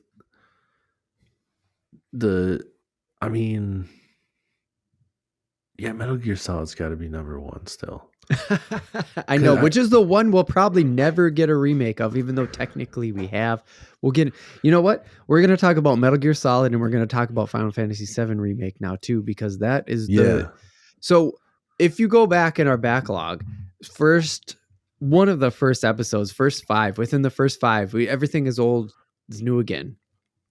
And Oh I went yeah. off and I'm like, I don't fucking like all this like remake stuff. And I'm just like, I want somebody to make something new. Like I like new shit more. And then the majority of the shit that I end up buying is all remake games anyway. Right. Right. But it's not entirely true because there's the Teenage Mutant Ninja Turtle game that came out, Shredder's Revenge. That is, it's a brand new game completely from the ground up. That is like, this is what I remember those old games being Yeah. like. And they're Exactly. not, because go back and play the old game, which you can do because there's another Teenage Mutant Ninja Turtle games, the Cowabunga collection that came out Yes. right after it. Yep. And that is literally just the games emulated on new hardware. That's my boot. And you will quickly find out Shredder's Revenge is brand new. Yeah. Shredder's Revenge I got on Tuesday. You got it. And Hell me yeah. and my son have been playing it, and he's like, it's dope. It's super fun. He can play it. Sometimes like he's hitting the wrong buttons because Sure. you have like a charge attack, and he keeps wanting to be Splinter, and we're playing, and Splinter just keeps going, I need to focus. I need to focus. Because he's hitting the like charge button and he's not ready. And I'm just like, no, you do. You got to hit the other button. And he's like completely worthless when it's like the motorcycle's attacking us and we got to like jump and kick. He's not getting that, but he can button mash, you know? Yeah. It's super fun. And then when you get to the boss I was fights, hoping we were going to get excited. into some dad stuff like that. Yeah. Because Dude, that was actually a self-critique on, I looked at the Twitter of my Twitter profile, and it says dad stuff on there. And I'm like, fuck, dude, we don't do enough dad stuff. And I was like, but this is going to be the time. So yeah. Hell yeah. That's so awesome that you guys are playing that. I love it. Yeah. You know, the best part though is like, it's like he's there to help out during the actual level. And then we get to the boss fight and he'll be there for a little bit. He'll hang in there for a little bit. Sure. And then he gets like knocked out, like no lives left, can't come back into the game. And he's just like, where am I? And I'm just like, you're not here anymore. And then like, but you'll be back as soon as daddy finishes whipping up on this boss. And we'll get to the next level and then you can help with that again. Hell yeah, dude. Yeah. That's so good. And so the topic I brought up is Resident Evil 4 and Dead Space remakes because one, I knew they were in your top, and two, the dad stuff is like, I want you to convince me to play Dead Space. I'm definitely going to get Resident Evil 4. We're dads with small impressionable children now. Yeah. How in the fuck are we going to actually play these games? When are we going to find time to actually fucking play these games? Because I have the Resident Evil 2 remake, dude. Yeah. And I've had it on, I bought it on PS4. I don't know, 6 to 9 months after it came out. Yeah. I played a bunch of it. And by the way, I just want to make it clear, Resident Evil 2 remake is very easy to play if you played a shitload of Resident Evil 2 on PlayStation 1, which I did. And so I kind of breezed through where I am because I kind of remember. Like, it's very creepy how much your brain was good back then. And I'm just playing and I'm like, oh my God, I recall that. That's so weird. Oh, that room over there underneath the stairs, that has a save point and it has plants by it. Good thing. And like, I fucking remember that stuff. Yeah, dude. And so like, I'm making decent pace. It's crazy when I'm playing this. Yeah, I totally understand. Like I don't necessarily know that I've played like a lot of remakes, but I remember playing the games themselves. Like where I'm like, I haven't touched this in like 20 years. My wife does the same shit. She's like big. She's big into Sonic. Which side note, did you see the Hallmark the ornaments that they came out with this year, because she was always like a Sonic nerd. The Sega one. I got her the Sega one. When you Hell turn it yeah, on, you it did, goes dude. Sega, and then it ding, Yes, ding, ding, ding, it's a ding, little ding, Sega ding, ding. Genesis with Yeah, and the it plays. cartridge in it, and it plays Yeah, Green Hill Zone. And I got yes, it. I got it, exactly. dude. I Did got you? it. Nice. Yes. Oh yeah, Yeah. fuck yeah. My mom got me that one. Yeah. I got that for Shannon for one of her Christmas presents. And Hell yeah, like dude. she knows all that So good. shit. Like Okay. she'll go in there and she'll know like where all like, hasn't played it in 20 years, can Yep. show you all the spots where like the You wall can is like break through the hollow. wall. Yeah, yeah. Yep. All that shit. She knows all of it. Yeah, dude. It's crazy that, It's that so you good. can. Isn't it weird? Because like play a new game now, you won't memorize that. I guarantee it. We're too like our brains aren't that way anymore. I don't know. I wouldn't, because half the time when I'm playing a game, I'm losing it. But you know what? I take that back, because I could Yeah. probably do a lot of when I replay Zelda Breath of the Wild, I will do a lot of that recall. I know I will. Even as Right. open world and random as it is, I Yeah. guarantee I will recall a lot of that. Yeah. So I remember anyways, doing I remember so doing it with Metal Gear Solid, like where I started playing it and like there's a part where you're like instinctively like, oh, I know I can't do that part. I need to go get the Nikita because I need to send the missile through the ductwork. I need to right. fly the missile through the ductwork. Yep. And it was Yep. just like second nature, like not even thinking about like how do I do this? It was like, oh, I need that cool missile launcher. And this is just replaying the PS1 version some years later. Yes, exactly. Just replaying it, knowing exactly like as soon as you see the area, you're like, oh, this is what it's going to do. Oh, Yep. dude, Like, this is a random. I don't even have to run up and see Yeah. that prompt that tells me to go back and look for something. Yeah. I'm just going to go back and look for something. I'll never see that prompt. Yeah. This is a random ass side note, but I was thinking about it the other day. How lucky is Snake that he was doing all these sneaking missions before they had wide angle lenses? Like he's got these cameras that are like panning shitty, and he's got to like run past them. Like now there's no blind spots. I know, the fucking 180 wide angle lens. He'd be fucked. There's nothing you can do. That game sucks. Let's remake Metal Gear Solid with wide angle lenses in it. Let's see how fucking fun it is then. Right. The game started, it just goes whoop. The moment you start the game.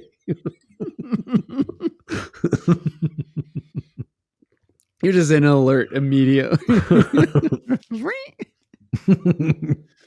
Oh fuck. Oh. Okay, so let's talk. So to go off Metal Gear Solid sort of got a remake in the GameCube era. Did you know that? Did you see that? Did you play it? It was like a weird game, right? No.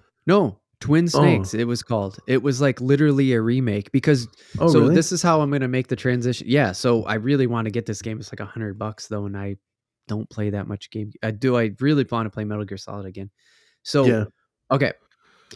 Metal Gear Solid got its remake from PS1 to GameCube, and it didn't come over to PlayStation 2 at the time. It would have been PlayStation 2, which I was fucking pissed about.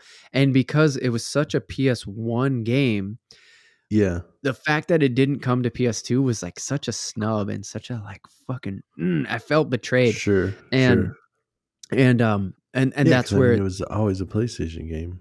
Like, just exclusively. Metal Gear Solid was a PlayStation. I mean, it's on PC now for like in the right places, but yeah.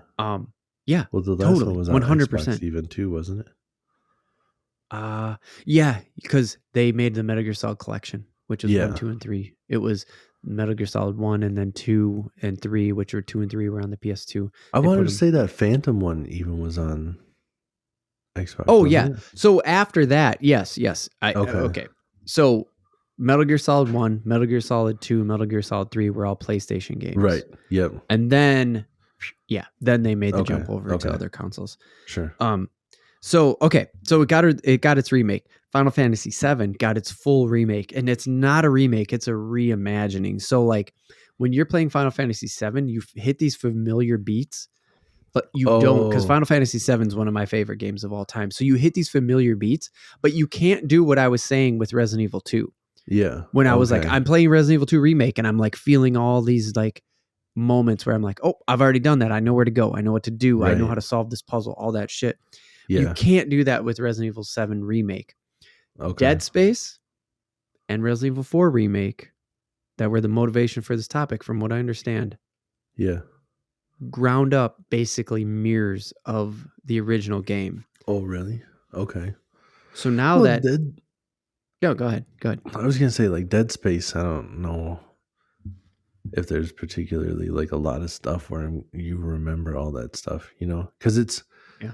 like where you like where you get health and everything. Like it's it's not like Resident Evil where you're getting herbs and you have to put together stuff. And I mean, yeah, you're finding ammo and stuff along the way, but it's a little bit different because like where you upgrade your weapons is almost like there's nodes, Okay. and the nodes you're finding, and it's almost you have to get to a certain computer system to be Okay. able to upgrade them.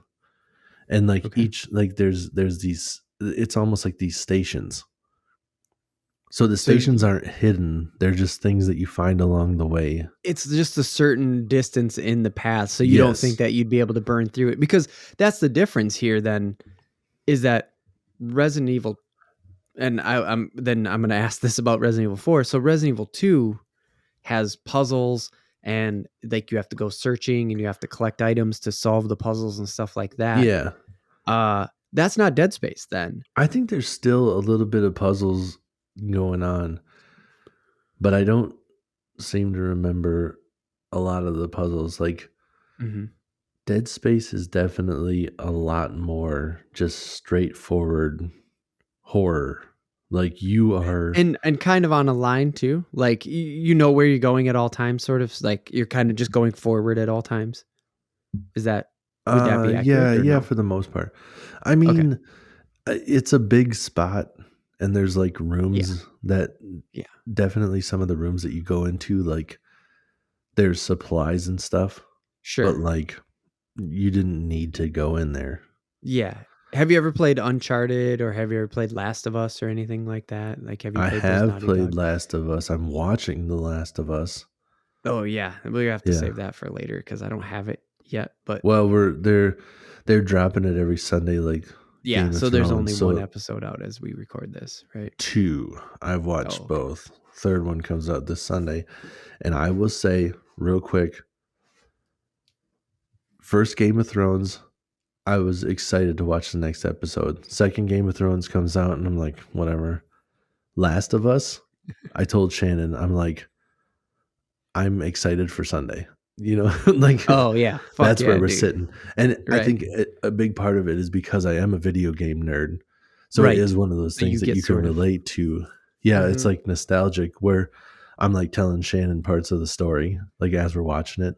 Right, Like, do you know why this is happening? Do you know why we're doing this here? And it's like, right. because I know the Because you already know. storyline a little bit, like You, not trying to like spoiler alert or like, like right. ruin anything. You're just kind of filling in Yeah. maybe some gaps that they missed or something that they're gonna fill in later. Yeah, exactly. And then Yeah. just kind of like explaining to her, like, Right. what's going on here, like what is what, like what the game did, like what's the horror part, what are we dealing with? The enemy is a fungus, Right. Yeah. where Dead Space, the enemy is whatever the fuck it is. it's Whatever the fuck it it's is. it's It, it's an evil yeah. energy because there's this giant relic that shouldn't be around, and it changes everything. That's the whole problem. This relic is the Oh, problem. really? Yup. So I watched a little bit of it today, and would it be accurate? So then to jump off of that, the reason why I brought Last of Us and Uncharted up and stuff like that is because they're fairly open. Like there's open areas. There's areas where you can open, but like you kind of know where you're going all the time. You're moving forward. It Yeah. Resident Evil, you're in a mansion and there's rooms Yeah. all over the place, and you find a puzzle in this room, and then you walk over to that room and you find another puzzle, and you're like, wait a minute, I just found an unfinished puzzle. And then I found another unfinished puzzle. Fuck, what am I supposed to do? Well, the answer is keep exploring. Yeah. Eventually, you're going to get the things that you need to go finish that puzzle, and then you can go finish that puzzle. Right. Yeah. I mean, it's But like similar. Uncharted and not I'm sorry, but like Uncharted and Last of Us, Okay. they're kind of straightforward. Like you always know where you're going, kind of. Yeah. I mean, Is I Dead would Space say like I would say that? it's a very mm, it's very close to like The Last of Us, where like you know where you're going, you're getting everything done. But if I remember correctly, there's also parts of like where because you're on this ship, it's like Mm-hmm. here's a spot, but you can't go that way yet. And you have to Yet. find the key card to be able to Gotcha. Okay. access this Yeah. door later. But Sure. but no real puzzles that you have to solve. I think there Yeah. are puzzles a little bit in those like node sections where it's like an Okay. engineering type puzzle Oh, because that's what interesting. you are. Like the main weapon that you start with is like a plasma cutter type deal. Like it can fuck up an alien, Mm-hmm. these demon things that you're dealing with, Yeah. but it's made to not shoot living things. It's designed to like, It's like, be like it's designed to be like a tool and you end up yep, needing to use it as a weapon. as a weapon. Sure. Yeah. So, Okay. yeah. And then you can That. upgrade your suit and it's cool shit Mhm. like that. Like it's a That's my very kind of game. cool Definitely. Like, game. Yeah. sounds like my kind of game. That's why Yeah. I was so into it when it came out was when any of this stuff that it incorporates the ability to upgrade. So you're upgrading your suit. The suits look cool as you upgrade them. You're upgrading your weapon. The weapon becomes bigger, badder. It can do more things. So like that's cool. And then um just the game in general. Like when you add horror and then you add these Yeah. other Yeah. aspects, it's just like Borderlands. Borderlands took an RPG and then added the leveling up to your weapons and your other stuff. And then also it's a first person shooter. And it's like, damn, dude, we're just like, like mixing all these genres in one. Yeah. It's like, Yeah. it's super cool to not Yeah. just be one thing, you know? Right. Okay. Yeah.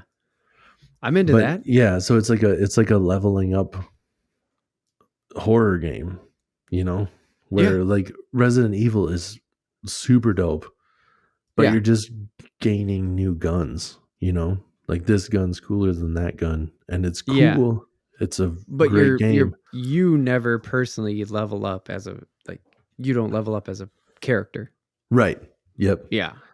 You're just the same. Okay. I mean, Okay. I think maybe you in Resident Evil 4, I think you maybe do That, learn different abilities, don't you? Or is well, that that's just actually what I was going to ask about Resident Evil 4, because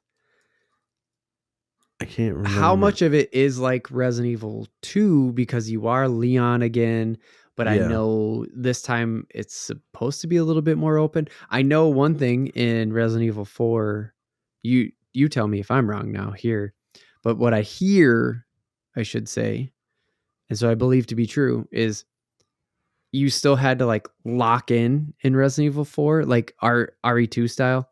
You would like, with those old Resident Evil games, the locked camera, you basically, you locked in and you stood your ground and then you shot, and then you had to walk back and then you had to lock in and shoot. So you couldn't shoot and move at the same time, essentially.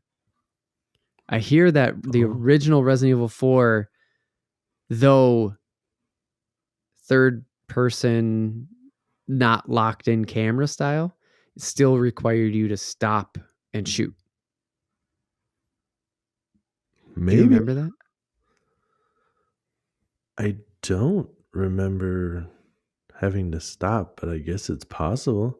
Yeah, because you would have just been used to it at that point, I'm sure. Because you Yeah, played on yeah. PS2, right?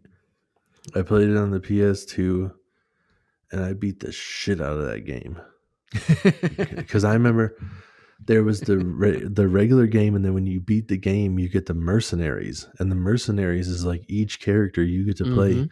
and your whole goal is just to take out as many zombies as you can. And it's each character, and they all have their like special charge move, and that's why I Oh, was yeah. saying, like, I'm pretty sure you learn those abilities. And I Sure. think you learn those abilities in game because I remember like certain boss fights, you had those abilities that you could use. Okay. So, and then like when you get the mercenaries, you can actually fight certain, you can be the boss. Oh, A playable character is the boss. So it was cool right. shit like that. That's crazy, dude. Yeah. And then That's they crazy to actually think about. brought back some um, like fan favorites that weren't Like even in the tofu. game, like Huck. Oh. He was in the mercenaries, but he wasn't in the game. Oh. He was a Yeah, yeah, playable yeah. Okay. character. So it's just Interesting. cool shit like that. Yeah. Yeah.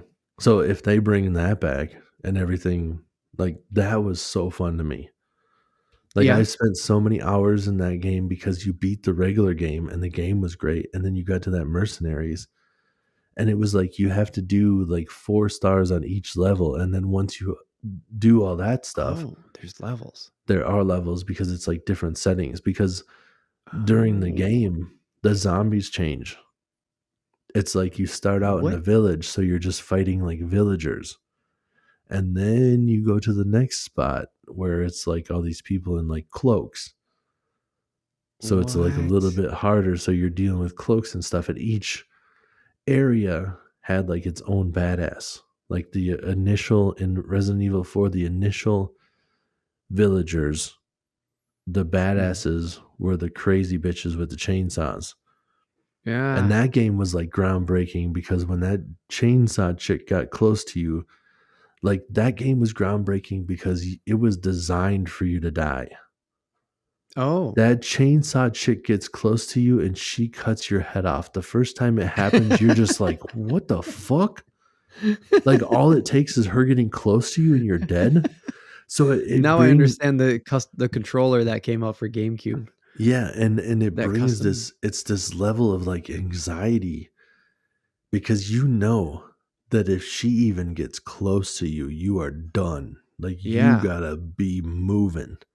No And now that you shit. say Okay, that, this is crazy. that might actually like that does bring back memories where it's like I think I run, I think I have to stop, I have to aim. And sometimes you'd like stop to aim and then you'd Yeah. see her like way too close to get your gun into position. You go, shit, no.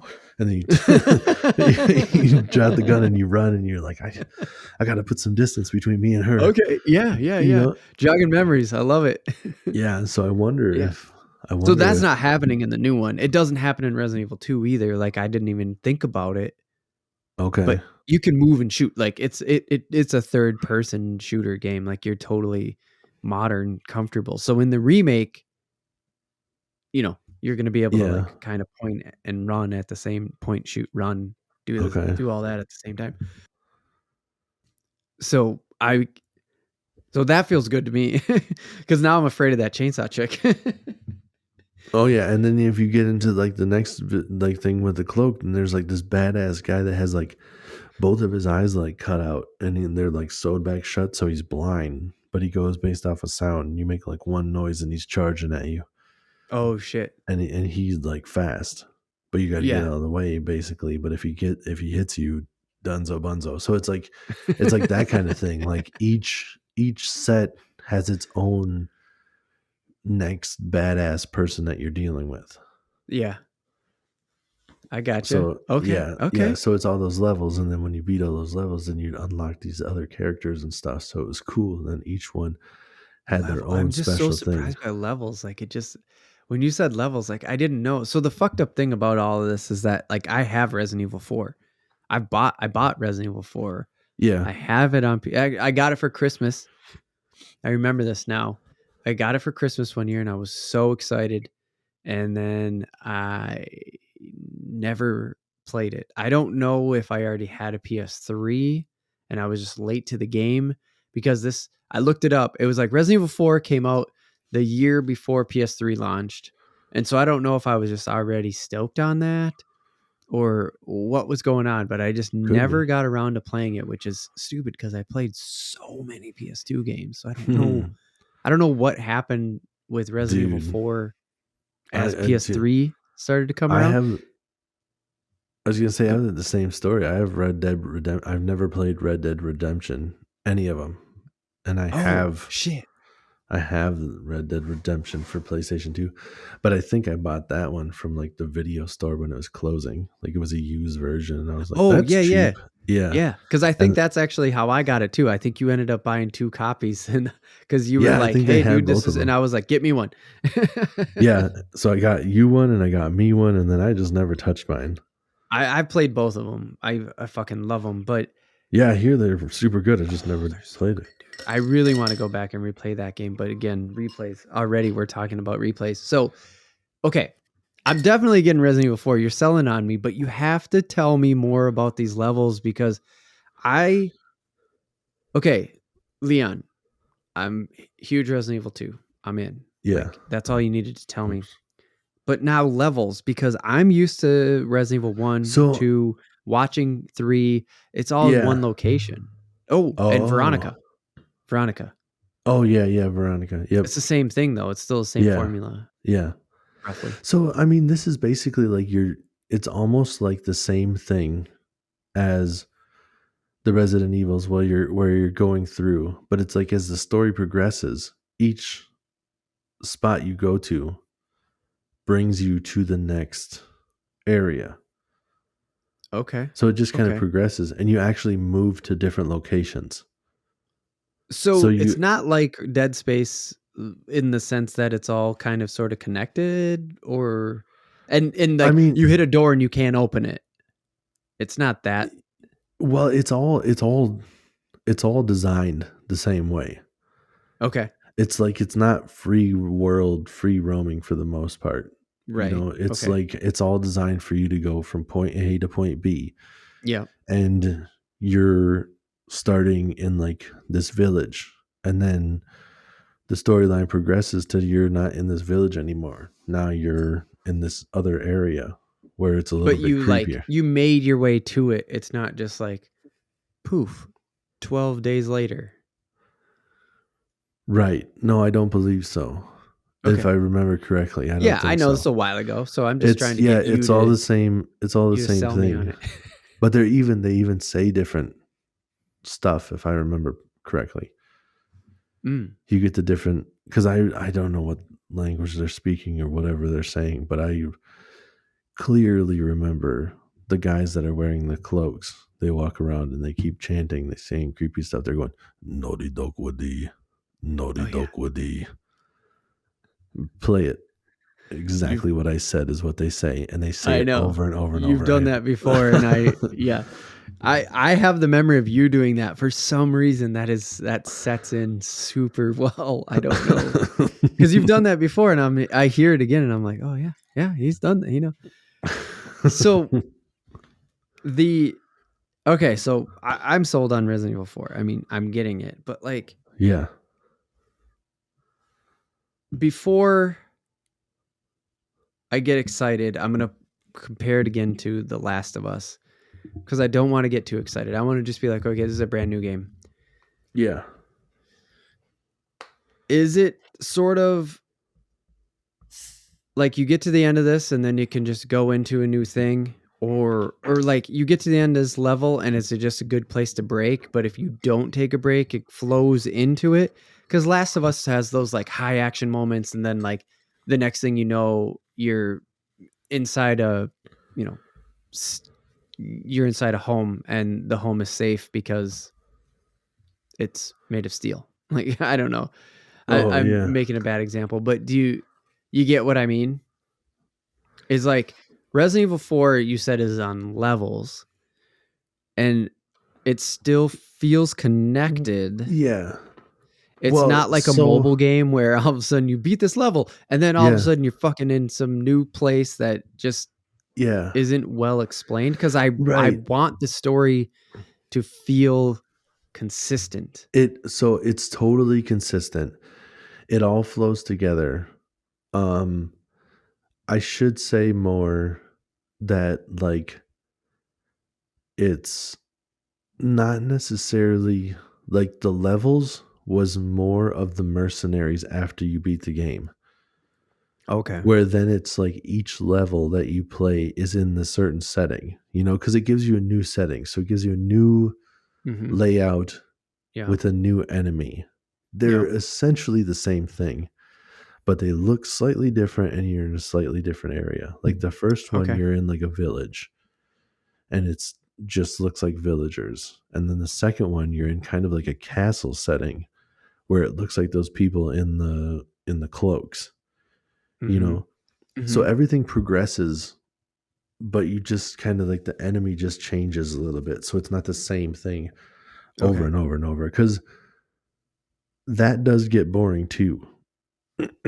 Like I haven't played an Assassin's Creed since like the first one, Mm-hmm. but the first Assassin's Creed got really fucking boring to me really quick because it was the same thing over and over and over. You're in Okay. the same Okay. kind of village, you're killing the same people, you're doing the same thing. And I Okay. was like, oh, I'm sneaking up on another guy. Is that what I'm doing? Great. So I never played another one. I don't know if I'm sure they got better. They They've seem changed to. completely. Wide open world craziness. Well, I mean, even the first one was like a super wide open world, but it was just Oh, the okay. same thing over and over. It's like, Right. here's your Every target. You're like, okay. And right. then what's the deal? Oh, he's got like 4 guys around him that don't want you to kill him. Oh, weird. Okay, whatever. And then like the next time it's like the same shit. I was just over it. And like right when you first start playing it, you're like, this is crazy. The world's all open and crazy. And then I can climb to the highest point and jump off of it. And then like halfway through the game, you're like, now I'm just doing the same shit I've been doing the whole time. And Resident Evil 4 doesn't feel that way to you, or didn't feel No, that way no, to you? because it keeps giving you slightly different, Because slightly it gives you harder. that change, Yeah. that change in scenery, that change in enemy, Yeah. but it feels connected. And there's That's still like it's all connected. that's what I I mean, really it's wanted all to hear. connected because it Like, all comes the down to like the story feels same. connected. Yeah, the story is definitely connected because it all comes down to the same thing. Like just like all the Resident Evils are. Like Oh, the original one was dealing with the T virus, and yeah. this one I wanted to say it was called something else. In But Resident Evil 4. you're dealing with the same kind of thing. Yeah. And your whole thing is like as you're kind of progressing is you're trying to understand why this creepy ass village that just seemed like a village, like why some of them are monsters. You're like, what the fuck?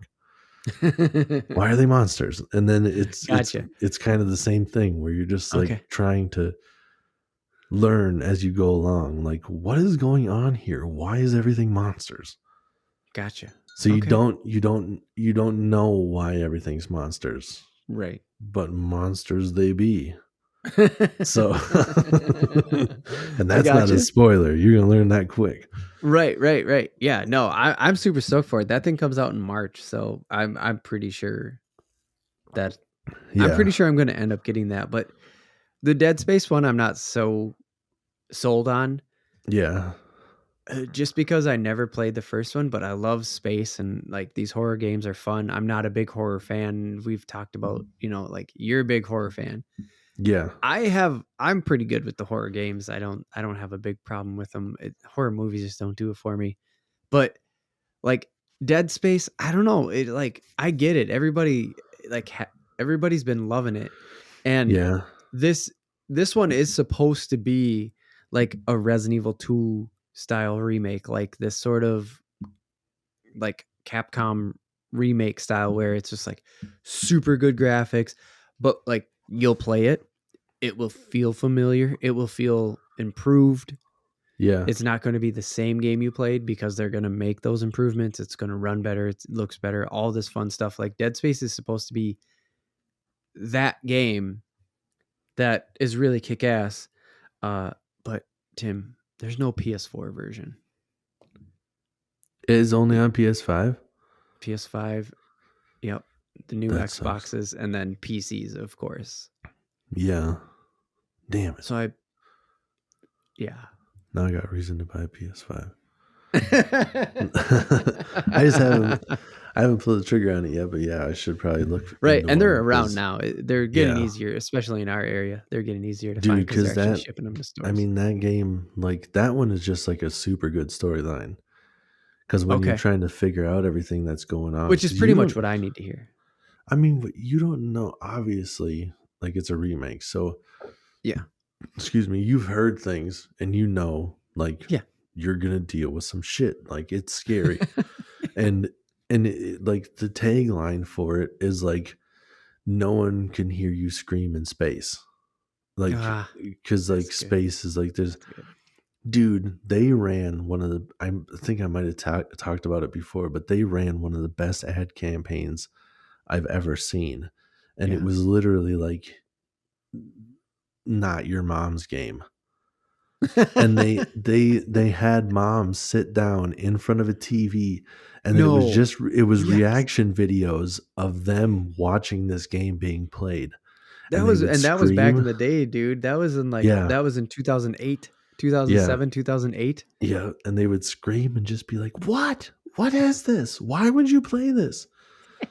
Dude, That's so it's sick. it's definitely like shit That a was before nightmare, reaction man. videos were fucking reaction videos, you Yeah, know what I mean? yeah, because, I mean, it's all what used to be humans, and Oh, they it are not is. humans anymore. Oh. Yeah. So it's like stuff of nightmares. Like, and the storyline is good too because you're learning like what's going on here. And Mhm. Mhm. I heard a commercial, and it just because I've played the game so many like so long, I put in so many hours, and I am such a fan Yeah. that the commercial starts out and it's on like Pandora or whatever. I'm listening to it. And at first, I got super excited because I thought maybe they were making a show of it. Because I was like, if you do Mm. this right, this is going to be one of the scariest fucking shows I've ever seen. Oh, boy. But I've never heard anybody do a show. There's like an animated series on it.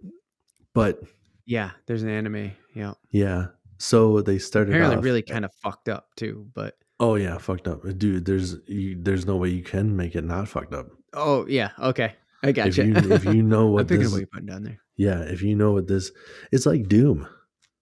Like, it's not quite the Mm. same thing as Doom, but Doom Mhm. is everything. Like, if you do it Hell right, monsters it that were should be human. really good because all of these monsters are straight out of hell. Right, Like, the storyline of Doom is that they've learned how to go into hell right, and realize that hell is real and you can tap an unlimited source of energy. right, But they did fuck up and now there's demons everywhere. So right. it's and instead, like, sometimes you get somebody that makes a movie and then they're just like, "Oh yeah, we're gonna have like The Rock," and then he's like a little bit grumpy or whatever, and then you're No, like, No, right. that's you guys fucked this up so hard No, because there was so much potential there and you fucked it up. if you know what Doom is, that's not even close. I can't believe you took this intense of a storyline and then I'm pretty sure made it PG-13. Are you shitting me? Oh god. The No. whole storyline is hell energy, and you're Right. just like, let's say fuck once. Just Not gonna crazy. work. No, but back to Dead Space. Like, Oh, yeah, yeah. it's kind of along that same idea. Like, something went wrong, and now all Mhm. the humans here aren't humans. That's the same thing as Uh-huh. Doom, kind of. Sure. Like, the hell energy changed all these humans into Right, these demon things, and now right. that's what you're dealing with. Yeah. And the commercial is just simply it just starts off just like, um, the SS Ishimura, and I can't even remember what the commercial says. Mhm. All they need to say is the name of that ship, and I Mhm. just went, oh fuck. And I was just like pumped on This it. is while you were listening to podcasts, Yes. right? You said it's Yeah. a radio ad. Yeah. Yep. Yeah. Yeah. Yeah. I think this might have been like on Pandora. I'm just like listening to music or whatever. And between songs, Oh, yeah. Yeah. it hit me It with was an that. ad for the And I remake just because the remake pause. just. And what? I just pause. You hear Ishimura and you just go, huh? What? What is it? Oh shit. Yeah. And then you just, because the whole thing is that like the Ishimura is where all this shit went down. And you know right off the bat that Mhm. you're like the rescue party. Like Oh, the gotcha. the whole crew seemingly went missing and Right. there's no radio. Like the ship is there, you know it's there, but you're not Yeah. getting any response. You're like, Right. what the But fuck? like, Why isn't anybody talking to us? right. Yeah.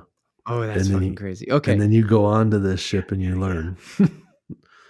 Okay. The more you talk about it, the more I'm like, okay, this is getting me now. Yeah. Because I Yeah. never played the original, and I always was told, and always like, it was always one of those games where it's like I should get to that. And now that the remake is out, it's kind of like, okay, all right. Yeah. I like it. It's a good Okay. game with the being able to like upgrade stuff. And then I mean, I've told you and I talked about it on this podcast before, Yeah. You have. but all the Dead Spaces, they have the most intense starting of any video games. Oh, really? The way you start each and every one of them is just like, holy shit, here we go. Then I missed the beginning then of the stuff Oh, that I was watching today. I missed the very beginning then because the stuff I watched today, it was like, it's cool. It's cool. I get it. I like it. yeah. It's pleasing to the eye. So I missed the good stuff. Okay. Yeah, the Which is very good. I'm glad I did because the more you talk about it, the more I'm like, yeah, I think I kind of want to play this game. Like I'm yeah, gonna wish list it the and first one wait for a sale. the first one is intense. I think the second one has a better, like more intense starting Oh wow. where you're just Okay. like, holy shit. Should I say it real quick? Yeah. The second one, so they have these things that are kind of like an alien where like it grabs onto your face, you know? Okay. And then you like turn into the evil things, like it does its thing to make you turn in. Oh, So okay. the Yeah. first one, you're like strapped to like a medical table and they're Oh, it's like the about to eyeball thing. no, there's an eyeball thing, but I think that's in the first one. Yeah, it But is.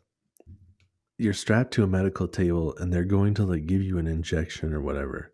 Okay. And the guy that's trying to administer this, I forget why they're doing this part, gets attacked by one of those things. And as you're strapped to this table, it gives you like the most up close, like slow, like graphic, like watching his face change and turning into one of these monsters. And you're strapped to a Oh table and you my can't move. god.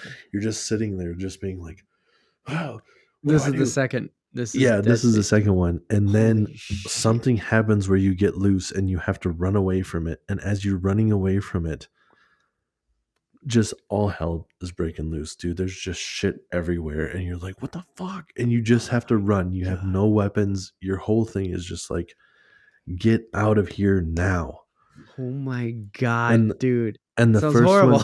one the first one is very similar, but it doesn't have that moment of just like, what the fuck is this? The Instant, first like, what the hell? Yeah, the first one I Okay. think is a little bit like slower starting, where you have a Okay. flashlight and you can only see like 5 feet in front of you. Oh, yeah. Yeah. So it's kind of that kind of starting, but Gotcha. again, no weapon. Yeah. And then Yeah. shit does hit the fan again. So it's Yep. like very intense on both fronts. Like Okay. it's Okay. just fucking So- go. Fucking go. Let's fucking go. Yeah, Okay. it's that kind of thing where it's just like it's like real life. Like if there was a disaster Yeah. and shit hit the fan, if you're at the zoo and the fucking tiger cages, like all their walls just fell down, Right. you All just the- be yep. like, holy shit, fucking just run. Fucking Just run. Just fucking run. There's tigers everywhere. Yes, tigers, they're gonna fucking kill us. So, okay, before we like as we wrap up, I want to wrap up on Resident Evil 4 remake because it's one of your favorite games. Yep. There's a Resident Evil sale going on right now. I checked everywhere. Like you can get Yeah. Resident Evil 4 for like under $10 now, like everywhere. And Oh, by damn. everywhere, I mean Like the first one you're talking? yeah, like the original. Well, Yeah. okay, so it was Resident Evil 4 and it was on GameCube and, blah, blah, blah, whatever. It eventually made its way over to PS2 Yeah. and then it got ported over to PS3 and Xbox 360 as HD. You know how they were doing that? They were doing that whole yeah. like, we take the really good PS2 games and port them over to PS3. So they did that. So they put the HD one on PS3. Okay. And then eventually that HD version made it over to the PS4 as well. Okay. It is also on computer and it's also on Switch now. Damn. That's Yeah. So like you can play the original RE4 on Switch right now. You can Yeah. play a Resident Evil 0 through 6 on Switch right now. Now that you have a Switch, Yeah. are you going to go buy you could buy Resident Evil 4 for like $8 right now. Well, I'm not buying 6. That thing was No. dog shit. But you could buy and replay Resident Evil 4, the version that you've been talking about right now on your Switch for like $8. 5 is good too. 5 is the same thing as 4, but you can play multiplayer. Yeah. Okay. I have 5. I had never played that one though either because I was already on PS4 when I bought that one. Yeah. 5 you can play co-op. Yeah. And so that's kind of cool. That is pretty dope. Yeah. So go ahead. 6 is just horseshit. And then 7 was dope. Like 6 right, was because they knew that they fucked up on 6. They 6 was it. 6 was exactly what you were talking about, you not wanting, where you're playing one part and then all of a sudden you're in a different part and you're like, is this the same fucking game? And it's like, no. Oh, it's almost not. It's like just a bunch of different segmented chunks of like, I don't know. Yeah, I don't know if I could get into that. I played one part and then moved on to the second part, and I was so displeased and confused at what was going on. I never even went farther, so maybe it gets better, but they lost me so fast that I was like, nope, this is not. Oh, that sucks. 4 game, was good. Apparently, it's like really good mechanically and has like 6 crazy. Oh no, not 6. I thought you were talking about 7. No, 7 is fantastic. Yeah, 6 is the 6 is the shitty jumping too much where you're like totally disconnected. I got 6 is 6 is not cool. Yeah. No, and that's why I was nervous about 7, and then 7 came out, and you're like, "Oh shit, yeah, we're back in it." Yeah, that game's freaky as fuck. I played just the demo, and I was like, I can't play this game. Dude, 7 they have in VR, and I'm like, oh, that's got to be one of the creepiest games to ever play in the world. 4 is in VR now. 7 I think is creepier. 4 is 4 is really good, but 7 is creepier. But for 7 is creepier, right? Yeah. Fuck playing that in VR. No way, man. I'm about to show you something wonderful. That guy says. That's it. They got creepy lines. They got good actors. They didn't have stuff like that in 4. Like where 4 is a really good game, but they didn't really good action game. Right? Yeah, 7 is like there's super creepy characters, and 4 is like not so many creepy characters. Like it's just it's like taking the game into a new adventure, right? Like that's what 4 is going to be. That's what when I play Resident Evil 4, it'll be like this is when the game turned into like not this puzzle solving run around one area. It turned into like a zombie survival story driven game, right? Yeah, which is why I'm fucking pumped for it. That's why I'll play it. But there is still quite a few puzzles. Oh, there is. Okay. Yep. That's good though. Yeah. I want that. I'm cool with that. I'm definitely cool with that.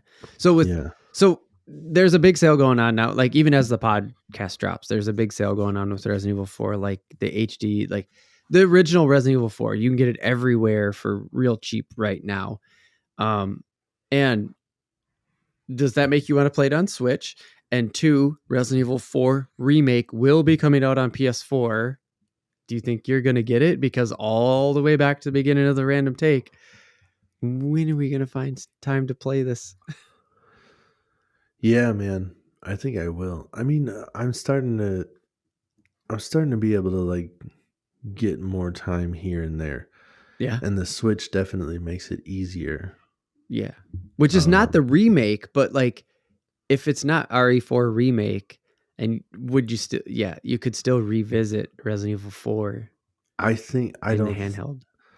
I don't know if I'll play the original though. Yeah. But when you did say like, how are we going to do this? That's what I thought, like Switch. Because I was able to cut out time to play the Switch. Sure. Because I can do it doing other stuff. And the only thing I was really playing on the Switch so far was Pokemon 2. Mm-hmm. Where Pokemon, and by 2 I mean also. But also, yeah, I know what you meant. That game is kind of slow paced and easy to stop pretty much anywhere. You know, right? Like you could be mid battle, and then like it's a turn based game. Yeah, and it's not timed. Just click the so button like it's your turn, and you just don't do anything. So So it's it's really easy. Power button. Yeah, it's real easy to do that, where it's like you're doing something with, you know, the family, and then you can like get in when you get a chance to get in. Right.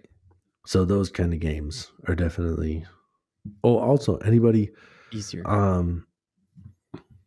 If anybody's thinking about like Scarlet and Violet Pokemon, you want both of them, go get yourself a Costco membership, because it pays for itself at the moment. It's like $89.98 to get the 2-pack. Oh, you can get both of the games. Yeah, they're 120 something, right? $120 at Target. Yeah, and I think a Costco membership for a year is like $30. That's basically like paying for your membership to get. Right. Plus, then you can go get dope bulk meat. Yeah, dope bulk meat, or your gas for cheaper. All sorts of good shit. But yeah, I saw that tonight, and then I told my wife, and she's like, "No, we don't need it right now." And then we got home, and I just kind of stopped, and it hit me while we were walking in the door. I like turned to her, and I just go, "You're not gonna have both new Pokemons if you weren't lame." But you're lame. So.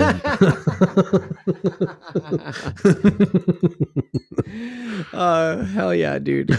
Let's wrap up before we let this topic get too long. Let's wrap that up, and then actually I'm gonna wrap it up, and then I'm gonna talk more Resident Evil remakes on the Switch. So let's do the thing with the likes and the subscribes and all that stuff. Thanks for everybody who's sharing on YouTube and helping build that up. Don't forget, we're on all the podcast feeds and Spotify and Pandora now and Stitcher and iTunes and all that fun stuff, where it's Apple Podcasts now, I guess, whatever. Doesn't matter. Share with a friend, like, subscribe, do all that fun shit. Don't forget that we're on the social media. Look us up, Real AF TV, real like fish and real. Just look up Real AF TV on social media, except for TikTok right now. And you're going to find us. Right. We're going to be on there. Just hit us up on there if you want to talk.